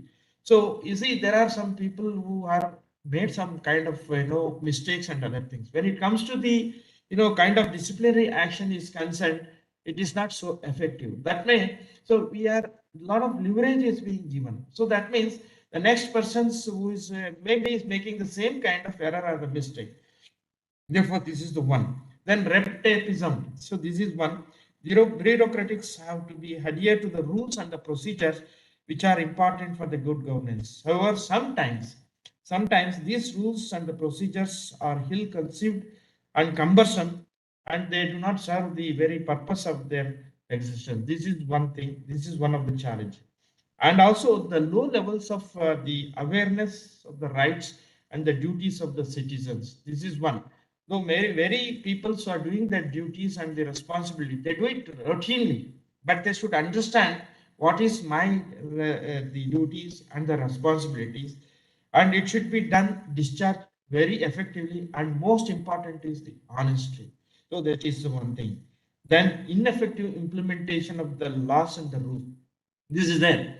Most of the cases, the rules and the regulations are very effective, but when it comes to the implementations, it is not exactly. If you look at the example of the Bangalore, BBMP, so all the ಕಾಲುವೆ ಇದೆ ಅದಿದೆ ಅಂತ ಹೇಳ್ತಾ ಇರ್ತಾರೆ, but there are for encroaching and other things. If you implement the rules, I think this can be rectified. So this way, of course, the government has taken a lot of initiatives for the good governance. Just one example I would like to quote, and how it is being really misused by many people. So right of RTI information, it is good for the good governance. When it comes to this one, most of the people in our case, in the administrative office, more than 20 to 30% of our time and efforts is going for attending these kind of things. So therefore, these kind of activities should also have certain leverage so that it should not be misused by the people. Sir, finally, what I would like to say, most of the people have made the decentralization is the one thing which really helping us, because see, in the educational institutions, the people have taken the projects and other things. See, for the 100 rupees, 1000 rupees, they have to run pillar to pillar. In that way, so decentralization of financial power, administrative powers to the responsible persons at a different level is essential for the effective governance. So these are all the some of the things which I would like to mention. Finally, I would like to conclude this one, sir. See, the effective functioning of this, governance in the prime concerns of every citizens of the country.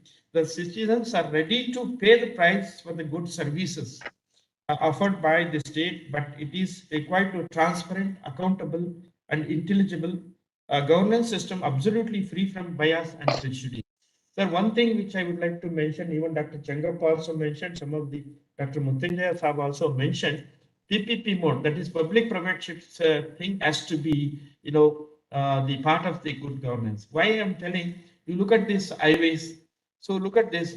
So therefore, in the agriculture system, for example, I would like to give one example, seed certification system is there. Can we do the private people to do this kind of things? So that effectiveness and the, will be more and more efficient in getting the services to the people, the needy people. So these are all the some of the my experience, because most of the people have covered a lot of the points. This is my view as far as the good governance is concerned to the university side. Thank you very much, sir. Thank you very much, Dr. Rajendra Prasad. Very practical points from the ground. Greatly appreciate your participation. We'll come back to you. Thank you very much. Now I request Professor A.H. Rajasa, former Vice Chancellor, Tumkur University, for your views, please. Ayyappan sir ಅವರಿಗೆ ಮತ್ತೆ ಇನ್ನುಳಿದ ಎಲ್ಲ ನಮ್ಮ ಹಿರಿಯ ಸ್ನೇಹಿತರಿಗೆ ನನ್ನ ನಮಸ್ಕಾರಗಳು. Sir, ನನ್ನ ವಾಯ್ಸ್ ಕೇಳ್ತಾ ಇದೆಯಾ? ಹಲೋ. ಎಲ್ಲರಿಗೂ ನಮಸ್ಕಾರ ಸರ್. ನನಗೆ ಇವತ್ತಿನ ದಿನ ಒಂದು ಅವಕಾಶವನ್ನು ಕೊಟ್ಟು ಇಂಥ ಒಂದು ಸೆಮಿನಾರ್ನಲ್ಲಿ ಭಾಗವಹಿಸ್ಲಿಕ್ಕೆ ಅವಕಾಶ ಕೊಟ್ಟಿದ್ರಿಂದ ತಮ್ಮ ಎಲ್ಲರಿಗೂ ನನ್ನ ನಮಸ್ಕಾರಗಳು ಮತ್ತೆ ಥ್ಯಾಂಕ್ಸ್. ಯಾಕೆಂದ್ರೆ ನನಗೆ ಇವತ್ತು ಇದು ಇರೋದು ಗೊತ್ತಿರಲಿಲ್ಲ. P.A. ಶಂಕರ್ ಸರ್ ಅವರು ಹೇಳಿದರು, ಇದರಲ್ಲಿ ನಾನು ಯಾಕೆ ಭಾಗವಹಿಸಬಾರ್ದು ಅಂತ ಹೇಳಿ ನಾನು ಬಂದಿದ್ದೇನೆ ಹೊರತು ಒಂದು ಇದರಲ್ಲಿ 10 ನಿಮಿಷ ಅಥವಾ 5-10 ನಿಮಿಷ ಮಾತಾಡಬೇಕು ಅನ್ನೋದು ನನಗೆ ಗೊತ್ತಿರಲಿಲ್ಲ. ಆದರೂ ಒಂದು ಅವಕಾಶ ತಾವು ಕೊಟ್ಟಿದ್ದೀರಾ, ಅದಕ್ಕೆ ನಾನು ಆಭಾರಿಯಾಗಿದ್ದೀನಿ. ಮೊದಲನೇದು ಅದೇ ಗುಡ್ ಗವರ್ನೆನ್ಸ್ ಅನ್ನೋದ್ರ ಬಗ್ಗೆ ಎಲ್ಲರೂ ನಮ್ಮ ಹಿರಿಯರೆಲ್ಲರೂ ಬಹಳ ಚೆನ್ನಾಗಿ ಮಾತಾಡಿದ್ದೀರಾ. ಇನ್ನೂ ಹೆಚ್ಚಿಗೆ ಹೇಳೋದು ಇದೆ ಅಂತ ಅಷ್ಟು ನನಗೆ ಅನ್ಸೋದಿಲ್ಲ. ನಿಜವಾದ ಗುಡ್ ಗವರ್ನೆನ್ಸ್ ಮಾಡುವಂತಹ ನಾಯಕ ಅವನ ಮೊದಲ ಕರ್ತವ್ಯ ಅಂದ್ರೆ ತಾನು ಮಾಡುವ ಕೆಲಸ ಇಡೀ ಸಮಾಜದ ಏಳಿಗೆಯನ್ನ ಬಯಸ್ತದೋ, ಸುಸ್ಥಿರತೆಯನ್ನ ಕಾಪಾಡುತ್ತೋ ಅಥವಾ ಇಲ್ಲವೋ ಅನ್ನೋದನ್ನ ಅವರು ಮನದಟ್ಟು ಮಾಡ್ಕೋಬೇಕು.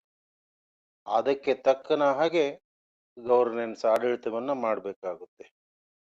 ಈ ಆಡಳಿತ ಮಾಡುವಾಗ ಆಡಳಿತದ ಜ್ಞಾನ ಪುಸ್ತಕಗಳಿಂದ ಅಥವಾ ಸಂಶೋಧನಾ ಲೇಖನಗಳಿಂದ ಅಥವಾ ಬೇರೆ ಮೂಲಗಳಿಂದ ಬರಬಹುದು. ಆದರೆ ನಿಜವಾದ ಜ್ಞಾನ ಬರೋದು ಜನಪದದಿಂದ, ಸಮಾಜದಿಂದ.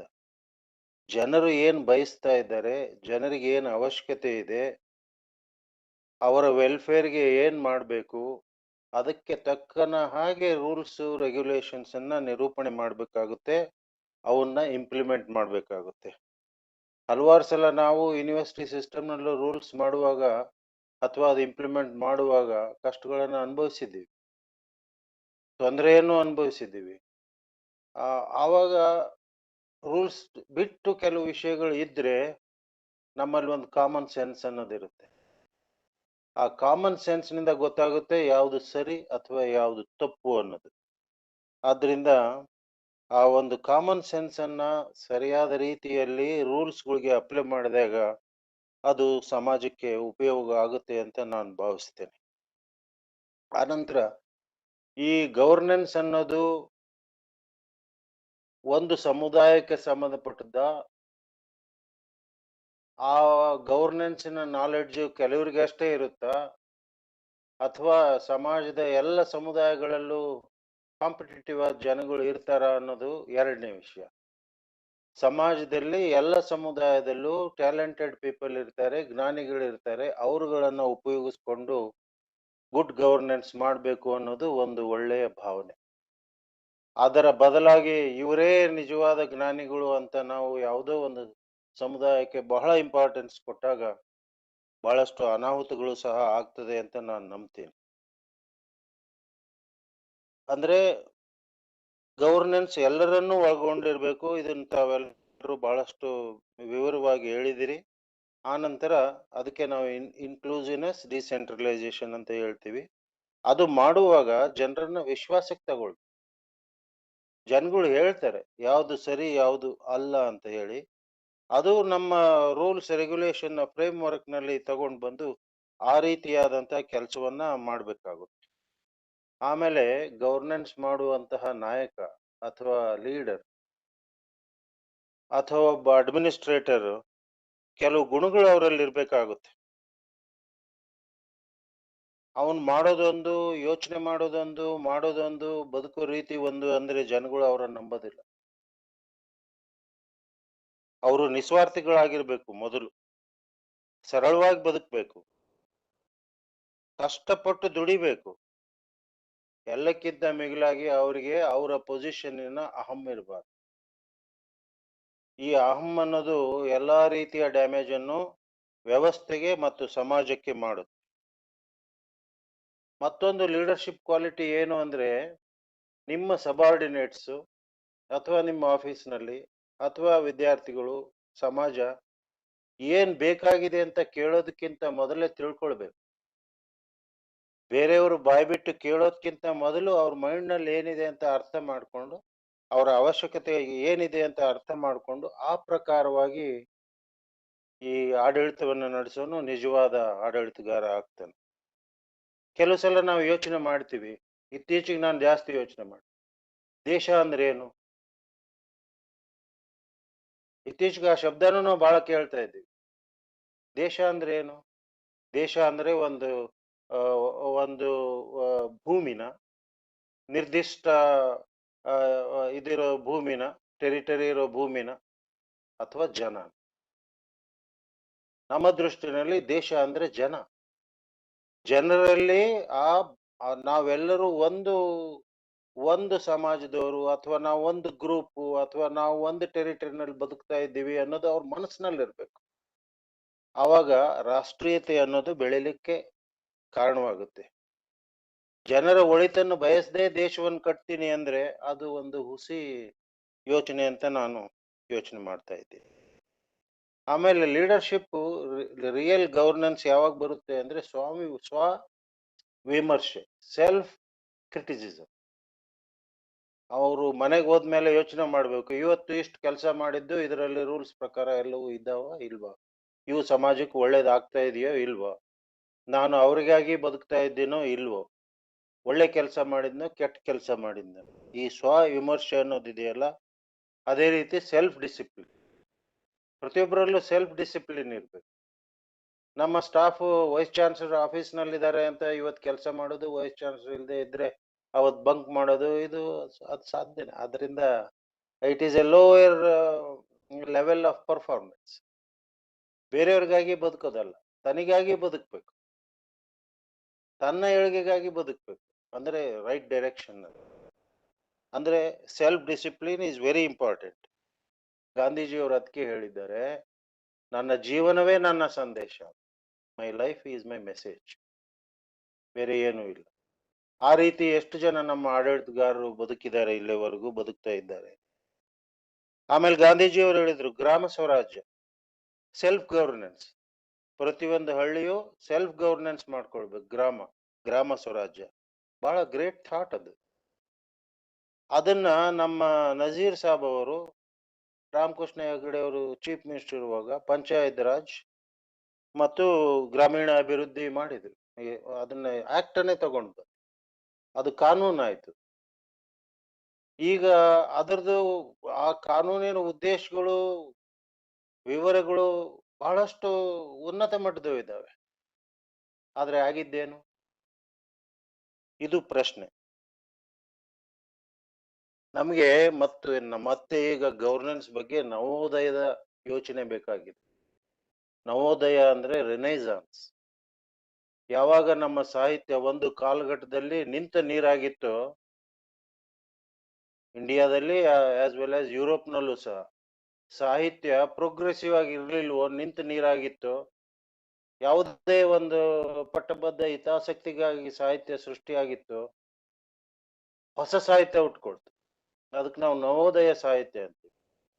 ಈಗ ನಮ್ಮ ರಾಜಕೀಯ, ನಮ್ಮ ಸಮಾಜವೂ ಸಹ ಬಹುಶಃ ಗವರ್ನೆನ್ಸ್ಗೆ ಸಂಬಂಧಪಟ್ಟ ಹಾಗೆ ನಿಂತ ನೀರಾಗಿದೆ. ಈ ನಿಂತ ನೀರನ್ನ ಮುಂದೆ ಅದನ್ನ ಕ್ಲೀನ್ ಮಾಡಬೇಕು ಅಂದ್ರೆ ಹೊಸ ರೀತಿಯಾದಂತ ನವೋದಯ ಚಿಂತನೆಗಳು ಬರ್ಬೇಕು, ಆಡಳಿತದ ಬಗ್ಗೆ ಅಥವಾ ಗವರ್ನೆನ್ಸ್ ಬಗ್ಗೆ. JK ರೋಲಿಂಗ್ ನಿಮ್ಗೆ ಗೊತ್ತಿದೆ, she is A wonderful novelist, UK novelist. ಅವ್ರು ಹೇಳಿದ್ದಾರೆ, ಒಬ್ಬ ಆಡಳಿತಗಾರನನ್ನ ನೀವು ಹೊರೆ ಹಚ್ಚಬೇಕು ಅಂದ್ರೆ ಅಥವಾ ಗುರುತಿಸ್ಬೇಕು ಅಂದ್ರೆ ಅವನು ತನ್ನ ಸಬಾರ್ಡಿನೇಟ್ಸ್ಗಳ ಜೊತೆ ಹೇಗೆ ಬಿಹೇವ್ ಮಾಡ್ತಾ ಇದ್ದಾನೆ ಅನ್ನೋದು ನೋಡಿ. ತನ್ನ ಈಕ್ವಲ್ಸ್ ಜೊತೆ ಅವನು ಹೇಗೆ ಬಿಹೇವ್ ಮಾಡ್ತಾ ಇದ್ದಾನೆ, ಅಥವಾ ತನ್ನ ಉನ್ನತ ಅವನಿಗಿಂತ ಹೆಚ್ಚಿನ ಅಧಿಕಾರಿಗಳ ಜೊತೆ ಹೇಗೆ ಬಿಹೇವ್ ಮಾಡ್ತಾನೆ ಅನ್ನೋದು ಮುಖ್ಯ ಅಲ್ಲ. ತನ್ನ ಕಿರಿಯ ಸಹೋದ್ಯೋಗಿಗಳನ್ನೇ ಹೇಗೆ ಬಿಹೇವ್ ಮಾಡ್ತಾನೆ ಅನ್ನೋದ್ರ ಮೇಲೆ ಅವನ ಪರ್ಸನಾಲಿಟಿಯನ್ನ ನಾವು ಜಡ್ಜ್ ಮಾಡ್ಬೋದು. ಈಗ ಕೊನೆಗೆ ಒಂದೇ ಒಂದು ಯಕ್ಷ ಪ್ರಶ್ನೆ ಇದೆ. ನಮ್ಮ ಇಂಡಿಯಾಕ್ಕೆ ಸಂಬಂಧಪಟ್ಟಂಗೆ, ಇಲ್ಲಿಂದ ರಾಜಕೀಯಕ್ಕೆ ಸಂಬಂಧಪಟ್ಟ ಹಾಗೆ, ಗವರ್ನೆನ್ಸ್ಗೆ ಸಂಬಂಧಪಟ್ಟ ಹಾಗೆ. ಗವರ್ನೆನ್ಸ್ಗೆ ಗ್ರೇಟೆಸ್ಟ್ ಅಡೆತಡೆ ಅಂದ್ರೆ ಭ್ರಷ್ಟಾಚಾರ. ಇದ್ರ ಬಗ್ಗೆ ಜಾಸ್ತಿ ಮಾತಾಡೋ ಅವಶ್ಯಕತೆ. ಅದು ಎಲ್ಲಿ ಹುಟ್ಟುತ್ತೆ, ಎಲ್ಲಿಂದ ಬರುತ್ತೆ, ಅಥವಾ ಎಲ್ಲಿಗೆ ಎಫೆಕ್ಟ್ ಆಗುತ್ತೆ ಅನ್ನೋದೇ ಒಂದು ದೊಡ್ಡ ಜಿಜ್ಞಾಸೆ. ರಾಜಕೀಯ ವ್ಯವಸ್ಥೆ ಭ್ರಷ್ಟವಾಗಿದೆಯೋ ಅಥವಾ ಜನಸಾಮಾನ್ಯರೇ ಭ್ರಷ್ಟವಾಗಿದ್ದಾರೋ, ಇದು ಯಕ್ಷ ಪ್ರಶ್ನೆ ಆಗಿದೆ. ಅದರಿಂದ ಇಂಥ ಒಳ್ಳೆ ಸಬ್ಜೆಕ್ಟ್ ಬಗ್ಗೆ ಡಿಸೆಂಬರ್ 25ನೇ ತಾರೀಕಿನಂದು ಮಹಾ ದೊಡ್ಡ ಸಾಧಕರವರು, ಅಟಲ್ ಬಿಹಾರಿ ವಾಜಪೇಯಿ, ದೊಡ್ಡ ಕವಿಗಳು ಹೌದು, ಸಾಹಿತಿಗಳು ಹೌದು, ಉನ್ನತ ಯೋಚನೆಗಳನ್ನ ಇಟ್ಕೊಂಡವರು, ತಮ್ಮ ವಿರೋಧಿಗಳನ್ನು ಪ್ರೀತಿಸಿದವರು. ಅಂಥವ್ರ ಜನ್ಮದಿನಾಚರಣೆ ದಿವಸ ನಾವು ಗುಡ್ ಗವರ್ನೆನ್ಸ್ ಬಗ್ಗೆ ಡಿಸ್ಕಸ್ ಮಾಡ್ತಿರೋದು ಬಹಳ ರಿಲೆವೆಂಟ್. ಆದ್ರಿಂದ ನಾವು ಕರ್ನಾಟಕ ವಿಜ್ಞಾನ ಮತ್ತು ತಂತ್ರಜ್ಞಾನ ಅಕಾಡೆಮಿ ಇದೊಂದು ಒಳ್ಳೆ ಕೆಲಸ ಮಾಡಿದೆ. ಅಯ್ಯಪ್ಪನ್ ಸರ್ ಮತ್ತೆ ಡಾಕ್ಟರ್ ರಮೇಶ್ ಅವರು, ಇನ್ನುಳಿದ ಎಲ್ಲ ಅಧಿಕಾರಿಗಳು ಇದನ್ನ ಆಯೋಜನೆ ಮಾಡಿ ಒಳ್ಳೇದು ಮಾಡಿದ್ದಾರೆ. ನನಗೆ ಒಂದು ಆಪರ್ಚುನಿಟಿ ಕೊಟ್ಟಿದ್ದಕ್ಕಾಗಿ ನಿಮ್ಮೆಲ್ಲರಿಗೂ ನಾನು ನನ್ನ ಥ್ಯಾಂಕ್ಸ್ ಅನ್ನು ಹೇಳಿ 2 ಮಾತು ಮುಗಿಸ್ತೀನಿ ಸರ್. ನಮಸ್ಕಾರ. ಬಹಳ ಧನ್ಯವಾದಗಳು ಸರ್. ಸುಶಾಸನದ ಬಗ್ಗೆ ಬಹಳ ಅರ್ಥಪೂರ್ಣವಾಗಿ ನೀವು ಮಾತಾಡಿದ್ರಿ. ನಿಮ್ಮ ಅನುಭವಗಳನ್ನ ಎಲ್ಲ ಹಂಚ್ಕೊಂಡ್ರಿ. ಬಹಳ ಕೃತಜ್ಞತೆಗಳು. ತಿರ್ಗಾ ಇನ್ನೊಂದು ರೌಂಡ್ ಬರ್ತೀವಿ, ಕ್ವಿಕ್ ಆಗಿ 1 ರೌಂಡು. ಮುಂದೆ ನಾವು request H. A. Ranganath, distinguished scientist at the Center of Human Genetics, former Vice Chancellor, Bangalore University, and former Director NAC, for his kind words. Thank you. ನಮಸ್ಕಾರ sir.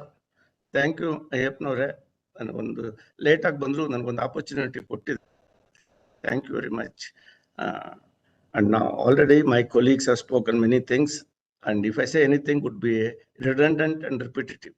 So I will try to avoid such things and share my some concerns about this. That's all. Without repeating what my other colleagues have already said, because I do not know who all participated and who all said already. So I assume most of the things must have spoken, and now I will share my concern. So for me, governance is a very complex phenomenon.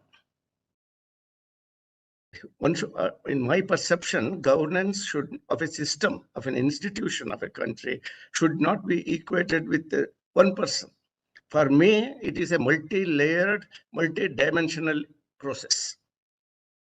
And it revolves around a couple of people, agreed. So one has to appreciate the entire system, how it is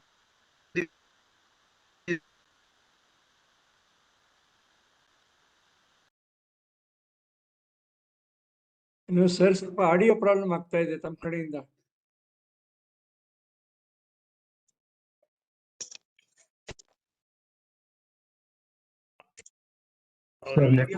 ಅವ್ರ video stop ಮಾಡಿ. For me, my fundamental question is how measure unless you can go upon it. So is the interest is an index to say both either an index or peak?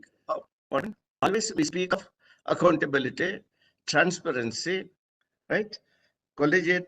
Colleague satisfaction, stakeholder satisfaction, all these things we repeatedly say in all our speeches and platforms. How to measure it?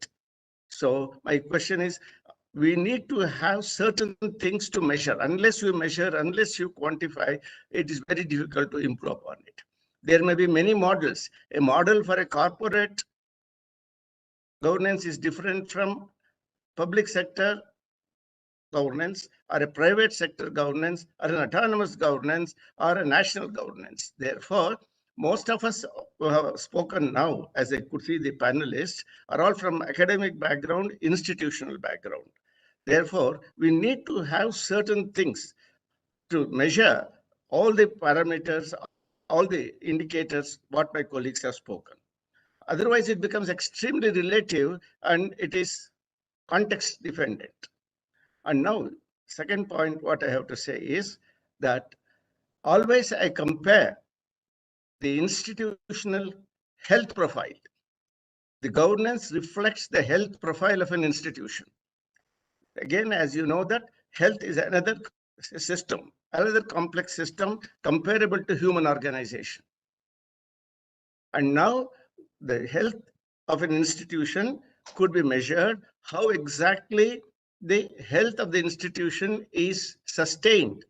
That means if I become the leader today, what is that I have inherited from the past and what is that I'm going to leave it to the future? So it should not end up with one person. The institution is much, much bigger than any leadership.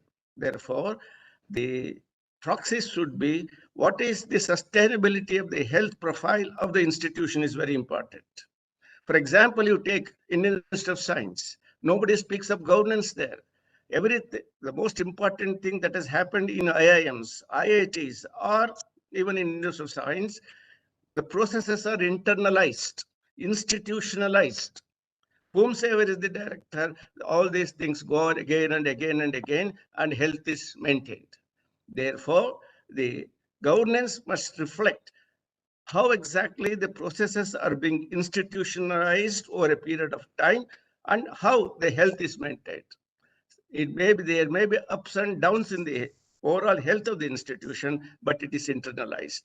For example, you take the global rankings, world global rankings like Times Higher Education or Shanghai rankings or QS rankings, always the first 10 rankings, you can say that Caltech or Cambridge or Stanford, all these institutions have such a robust health. It is because the health profile is sustained because of the processes that are internalized.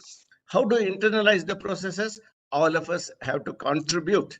Right? All of us have to contribute it iteratively to maintain the health of the institution. If there is any one defect, infection occurs and infection may spread across. Therefore, the governance must take care of that. Always you have to evade infections and see that health is sustained. And now the other thing is, if the health of the institution has to be looked at, there are 3 or 4 important criteria for me. One is called the academic ambience. Another is administrative ambience. Another is moral ambience. All these things reflect different things to an institution. The health of the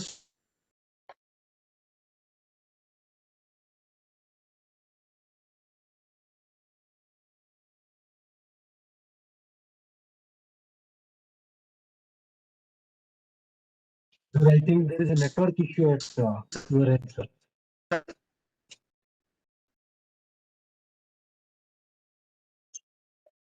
We lost you, sir. You are not audible, sir.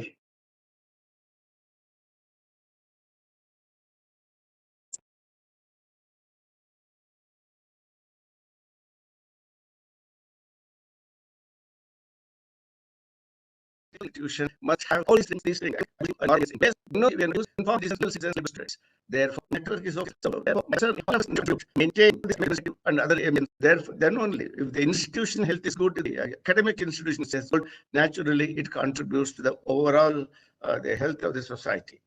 And then most important thing for me is that the success of a leader or success of a system is reflected how good things are left over to the next generation. One should not think that I am the leader and everything ends today, but it all depends upon how it is carried, it is to be carried forward, and it is a continuous process. So the bottom line is, what is the input I received as a leader, and what are the processes that has to be practiced, and what is the expected measures, what is the expected outcome. These are the 3 components of wherever quantifiable term. Therefore, whatever my colleagues have spoken, I am with them, and all their concerns are equally important. And I have given you another dimension. Look at the health of the institution of the past, the present, and the future, and that decides the fate of the country. Thank you very much, sir. Thank you very much, sir, for your very insightful remarks. Thank you so much. Now we have come to the end of the first round of remarks by our esteemed colleagues. What we gather is, you all have brought before us what are the elements of good governance, what are the principles of good governance, and what are the practices to be adopted. And a message came clear that they are all customized. A blanket recipe cannot be given. And then it all depends on the person who is there. He or she makes a big difference. These are all in spite of the rules and regulations laid down. We also have seen this among different institutions, maybe in the same city many times, the practices differ so much. And we also thought that this diversity could help us, and we are trying to harness the advantages, benefits, good practices from different institutions. Dr. Mrityunjay would bear me out on this. This is what makes India so different, and at the same time, we get to take those benefits. Now, at this time, immensely valued remarks by everyone, but we thought we'll have a second round of a minute intervention by each one of the experts about what you would like to have the last message, take-home message for good governance for the Karnataka Science and Technology Academy, because we are taking this to a higher level also. It will be on the YouTube, and also it will be given to the government for their perusal. That's why I'm requesting for a second round of 1 minute recipe from each one of you for a good governance. And with this, I now request our esteemed Nadoja, Dr. P.S. Shankar ಅವ್ರಿಗೆ ನಿವೇದನೆ. ನಿಮ್ಮ ಏನು ಒಂದು ಸಂದೇಶ, 1 ನಿಮಿಷದ ಸಂದೇಶ ಸುಶಾಸನದ ಬಗ್ಗೆ. ಯಾವುದೇ ಆಡಳಿತ, ಯಾವುದೇ ಸಂಸ್ಥೆಯಲ್ಲಿ ಕೆಲಸ ಮಾಡ್ತಕ್ಕಂಥ ಲೀಡರ್, ಅವರ ನಾಯಕ ಏನಿದ್ದಾನೆ ಅವನು ಚೆನ್ನಾಗಿರ್ಬೇಕು. ಅವನೇ ಎಲ್ಲ ಡೈರೆಕ್ಷನ್ಸ್ ಕೊಡ್ತಕ್ಕಂಥವ್ನು. ಲೀಡರ್ ಚೆನ್ನಾಗಿದ್ರೆ, ಅವನು ಇಂಟೆನ್ಷನ್ ಚೆನ್ನಾಗಿತ್ತು ಅಂದ್ರೆ ಬರ್ತಕ್ಕಂಥ ಫಲ ಏನಿದೆ ಅದು ಚೆನ್ನಾಗಿರುತ್ತೆ. ಆದ್ರಿಂದ ಒಳ್ಳೆ ಲೀಡರ್ ಇರ್ಬೇಕು. ಅವು ಯಾವುದೇ ಅಡ್ಮಿನಿಸ್ಟ್ರೇಷನ್ಗೆ, ಯಾವುದೇ ಗವರ್ನೆನ್ಸ್ಗೆ ಒಳ್ಳೆ ಲೀಡರ್ ಇರ್ಬೇಕಂತ ಬಹಳ ಮುಖ್ಯ. ಅವ್ರ ಆಯ್ಕೆ ಮಾಡ್ತಕ್ಕಂಥದ್ದೇ ಬಹಳ ಮುಖ್ಯವಾದ್ದು. ಇದೇ ನನ್ನ ಮಾತು. ಧನ್ಯವಾದಗಳು ಪ್ರೊಫೆಸರ್ ಶಂಕರ್ ಅವರೇ. Professor R.S. Deshpande, you would like to give a take-home message? Sir, yes, it was very interesting to listen to all, and I would fall very much in line with Professor Shankar. All of you have given a lot of experiences. Leadership is must. One of my students in public administration worked on efficiency in bureaucracy, interviewing about 40 IAS officers of Karnataka. And she, based on what is called Myers and Briggs personality test, personality indicators, she classified the personalities of all these leaders into 3, alpha, beta, and gamma. They are not hierarchical, but then the gamma are the ones who are file pushers. They decorate the chair. The beta are the ones who do some work on the file, who read the files, etc. But the alpha ones are the ones who are very proactive. Therefore, certain officers we remember for generations, for years together. Some of the people, they come and go. And this happens in academic institutions too. There are 2 traits which are classified in MBTI. One is INFP trait and another is ESTJ trait. INFP trait is introvert, introversion, intuition, the feeling and the perception. These are the 4 quality of the first trait, and most of this successful, when we paramount successful officers belong to this.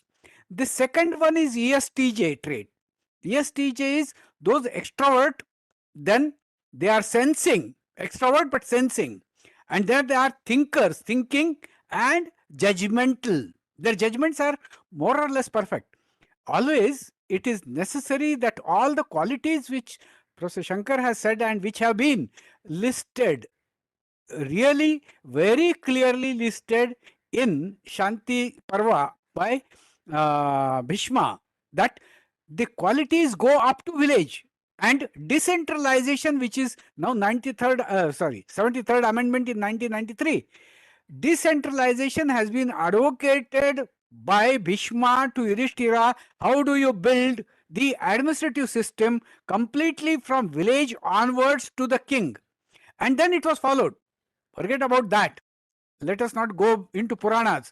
But then the first Administrative Reforms Commission, headed by Kengal Hanuntaya, clearly stated in one full chapter how the decentralization should work. This was submitted in 1967. This work started in 62, but submitted in 1967. We did not implement from 1967 to 1993. And after 1993 till to date, the decentralization has not really distilled down. So one of the very important thing that is distilled out of this is the implementation capability of an administrator is the best component of good governance. Thank you, sir. Thank you, sir. Thank you very much. As usual, you have given us the hitting messages, as your take-home message. Thank you very much for these remarks. I now request Professor B.G. Munimani, former Vice Chancellor, Gulbarga University, for his message. Yes. Every leader must think of leaving some order behind and help during his time for others to do the same. Then that summarizes one point. Another thing which I want to mention, all the while we have been talking about higher educational institutions, higher research institutions, everything, that is from top-down approach, you can say. But recently I have been visiting the schools in smallest villages and other places. Nobody seems to worry about primary education. Education is the key. What you do at the bottom, that really we will have at the top. So it is very necessary that we should look into that also when we talk about governance at the lower level of education. So leaders must leave some order at all levels. Thank you, Professor. Thank you, sir. Thank you very much for this message.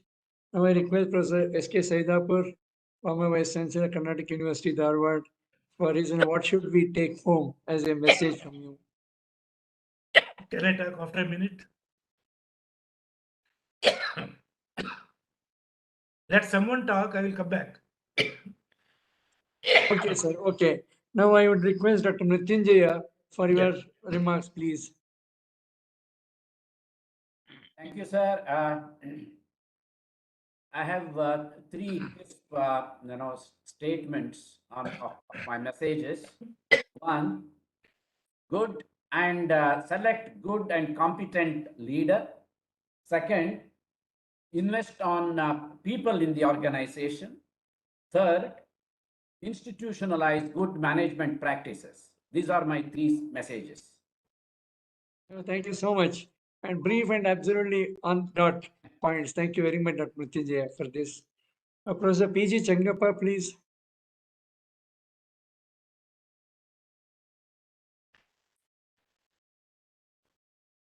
Professor P.G. Changappa, former Vice Chancellor, US Bangalore. Thank you very much, sir. As we all know, good governance is a part of the UN SDG goals. So it would be ideal for us to document the good governance models that would contribute to the transformation agenda, so that the India's stand also is well documented and practiced elsewhere. Thank you.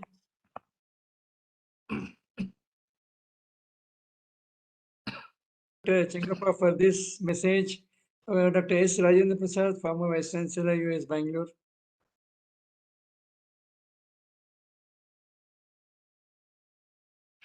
Dr. Rajendra Prasad. Is not there? Dr. Rajendra Prasad. Okay, thank you. Sir, you are muted, sir. Please Sir, unmute. sir, 1 second, 1 second. Sir, see, we are all working in the educational institution. My message is to take everyone into a confident and work in a team spirit, sir. That is the one thing which I would like to mention here. Thank you so much, Dr. Saab. And you have been a team leader, team builder and team leader all the time. Thank you very much. I request Professor H. Raja Saab, former Vice Chancellor, Tumkur University, for your message. ನನ್ನ ದೃಷ್ಟಿಯಿಂದ summarise ಮಾಡಬೇಕು ಅಂದ್ರೆ ಭ್ರಷ್ಟಾಚಾರ ರಹಿತ ಸರ್ಕಾರ, ನಿಸ್ವಾರ್ಥ ಮತ್ತು ಸಮರ್ಪಕವಾದಂತ ಆಡಳಿತಗಾರ ಅಥವಾ ನಾಯಕ, ಎಲ್ಲರೂ ಪಾಲ್ಗೊಳ್ಳುವಂತಹ ವ್ಯವಸ್ಥೆ, ಪ್ರಜ್ಞಾಪೂರ್ವಕವಾದಂತಹ ಪ್ರಜೆ, ಮೌಲ್ಯಾಧಾರಿತ ಶಿಕ್ಷಣ ಉಳ್ಳಂತಹ ಸಮಾಜ. ಇಷ್ಟು ಯುಟೋಪಿಯನ್ ಅನ್ಸುತ್ತೆ, ಇದು ಕಾಲ್ಪನಿಕ ಅಂತ ಅನ್ಬೋದು, ಆದರೆ these are the basic principle for good governance and good country and good society also sir. Thank you sir. ತುಂಬಾ ಧನ್ಯವಾದಗಳು. ನೀವು ಬಹಳ ಅರ್ಥಪೂರ್ಣವಾಗಿ ಹೇಳ್ತೀರಿ, ಯಾವ್ದು ಮಾತನಾಡಬೇಕಾದ್ರೂ ಸ್ವಾರಸ್ಯಕರವಾಗಿ. ತುಂಬಾ ಧನ್ಯವಾದಗಳು. May request professor H A Ranganath, former Vice Chancellor, University Bangalore, for his take-home message. This is not to praise you. In one statement, I say, follow Professor Ayyappan model. Yes. Tama Sandesha, sir. Dr. Ranganath, sir. That's enough, sir. You have changed the face and the profile of Karnataka Science and Technology Academy. Thank you, sir. Thank you. It's all your guidance. Not to praise you. Not to praise you, but your guidance. Thank you very much, sir. Good. That's what I want to say, sir. Thank you, sir. Thank you, sir. Professor Saidapur, can we request you now for your last message? Yeah, for I'm fine. Take-home message. For your take-home message. Yes, just 2 or 3.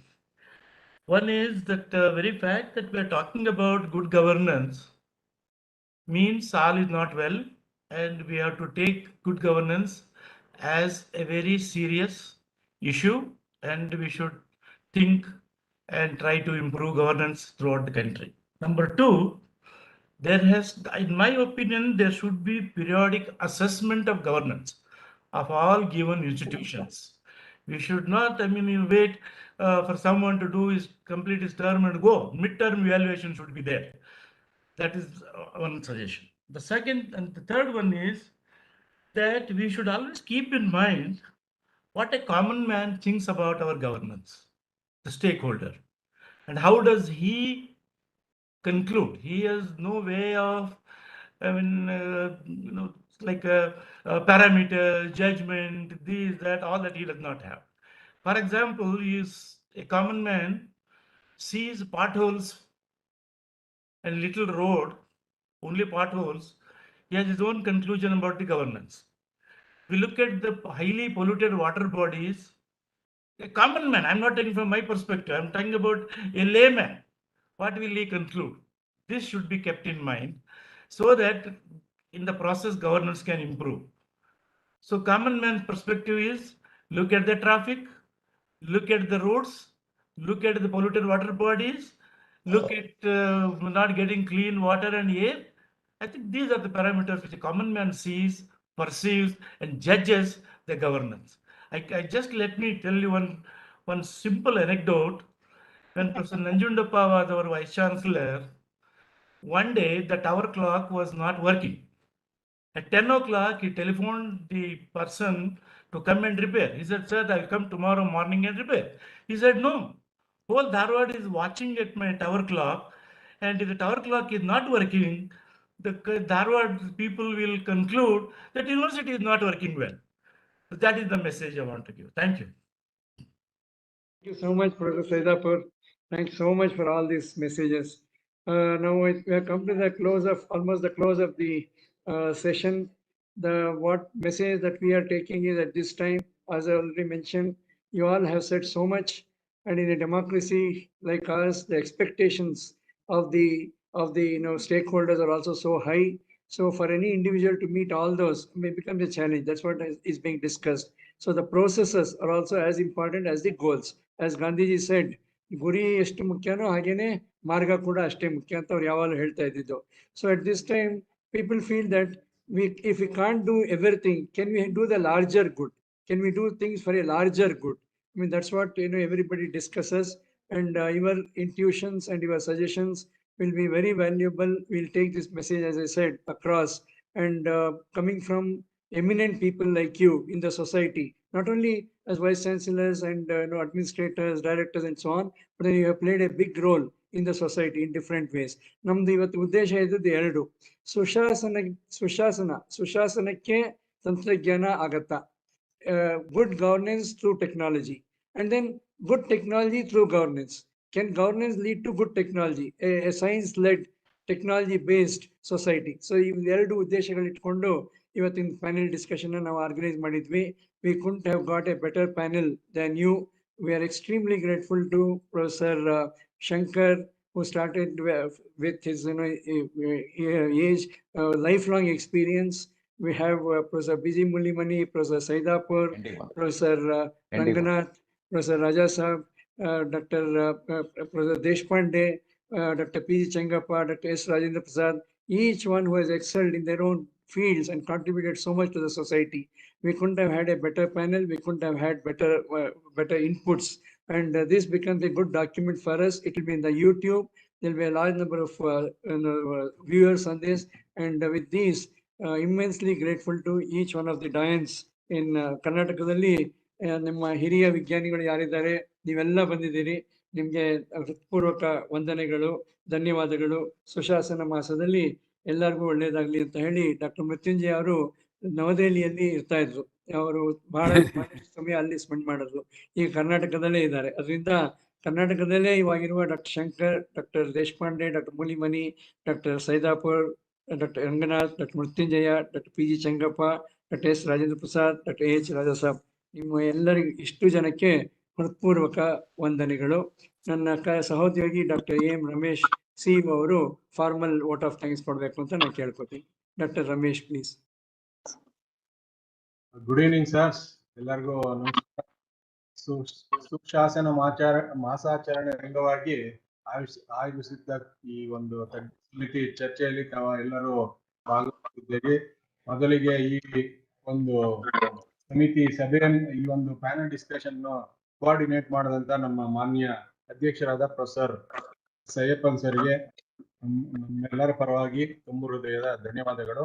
ಹಾಗೆ ಈ ಒಂದು ಚರ್ಚೆಯಲ್ಲಿ ಸಕ್ರಿಯವಾಗಿ ಭಾಗವಹಿಸಿ ತಮ್ಮ ಪಾಂಡಿತ್ಯ ಮತ್ತು ಚಿಂತನೆಯನ್ನು ಹಂಚಿಕೊಂಡಿರ್ತಕ್ಕಂತಹ ಅಕಾಡೆಮಿಯ ಮಾನ್ಯ ಸದಸ್ಯರು ಮತ್ತು ಅಕಾಡೆಮಿ ಫೆಲೋಗಳಾದ Nadoja doctor P. S. Shankar, doctor R. S. Deshpande, professor H. A. Ranganath, professor B. Mani, professor S. K. Saidapur, professor Mrityunjaya, professor H Rajasab, professor PG Chengappa, professor Rajendra Prasad ಅವರೆಲ್ಲರಿಗೂ ಅಕಾಡೆಮಿ ಪರವಾಗಿ ತುಂಬು ಹೃದಯದ ಧನ್ಯವಾದಗಳು. ಹಾಗೆ ಈ ಒಂದು ಆನ್ಲೈನ್ ಮೀಟಿಂಗ್ ಅರೇಂಜ್ ಮಾಡಿದಂತ ನನ್ನ ಸಹೋದ್ಯೋಗಿ ಮಿತ್ರರಾದ ಉಮೇಶ್, ಡಾಕ್ಟರ್ ಆನಂದ್ ಅವ್ರಿಗೆಲ್ಲರಿಗೂ ಮತ್ತೊಮ್ಮೆ ಧನ್ಯವಾದಗಳು.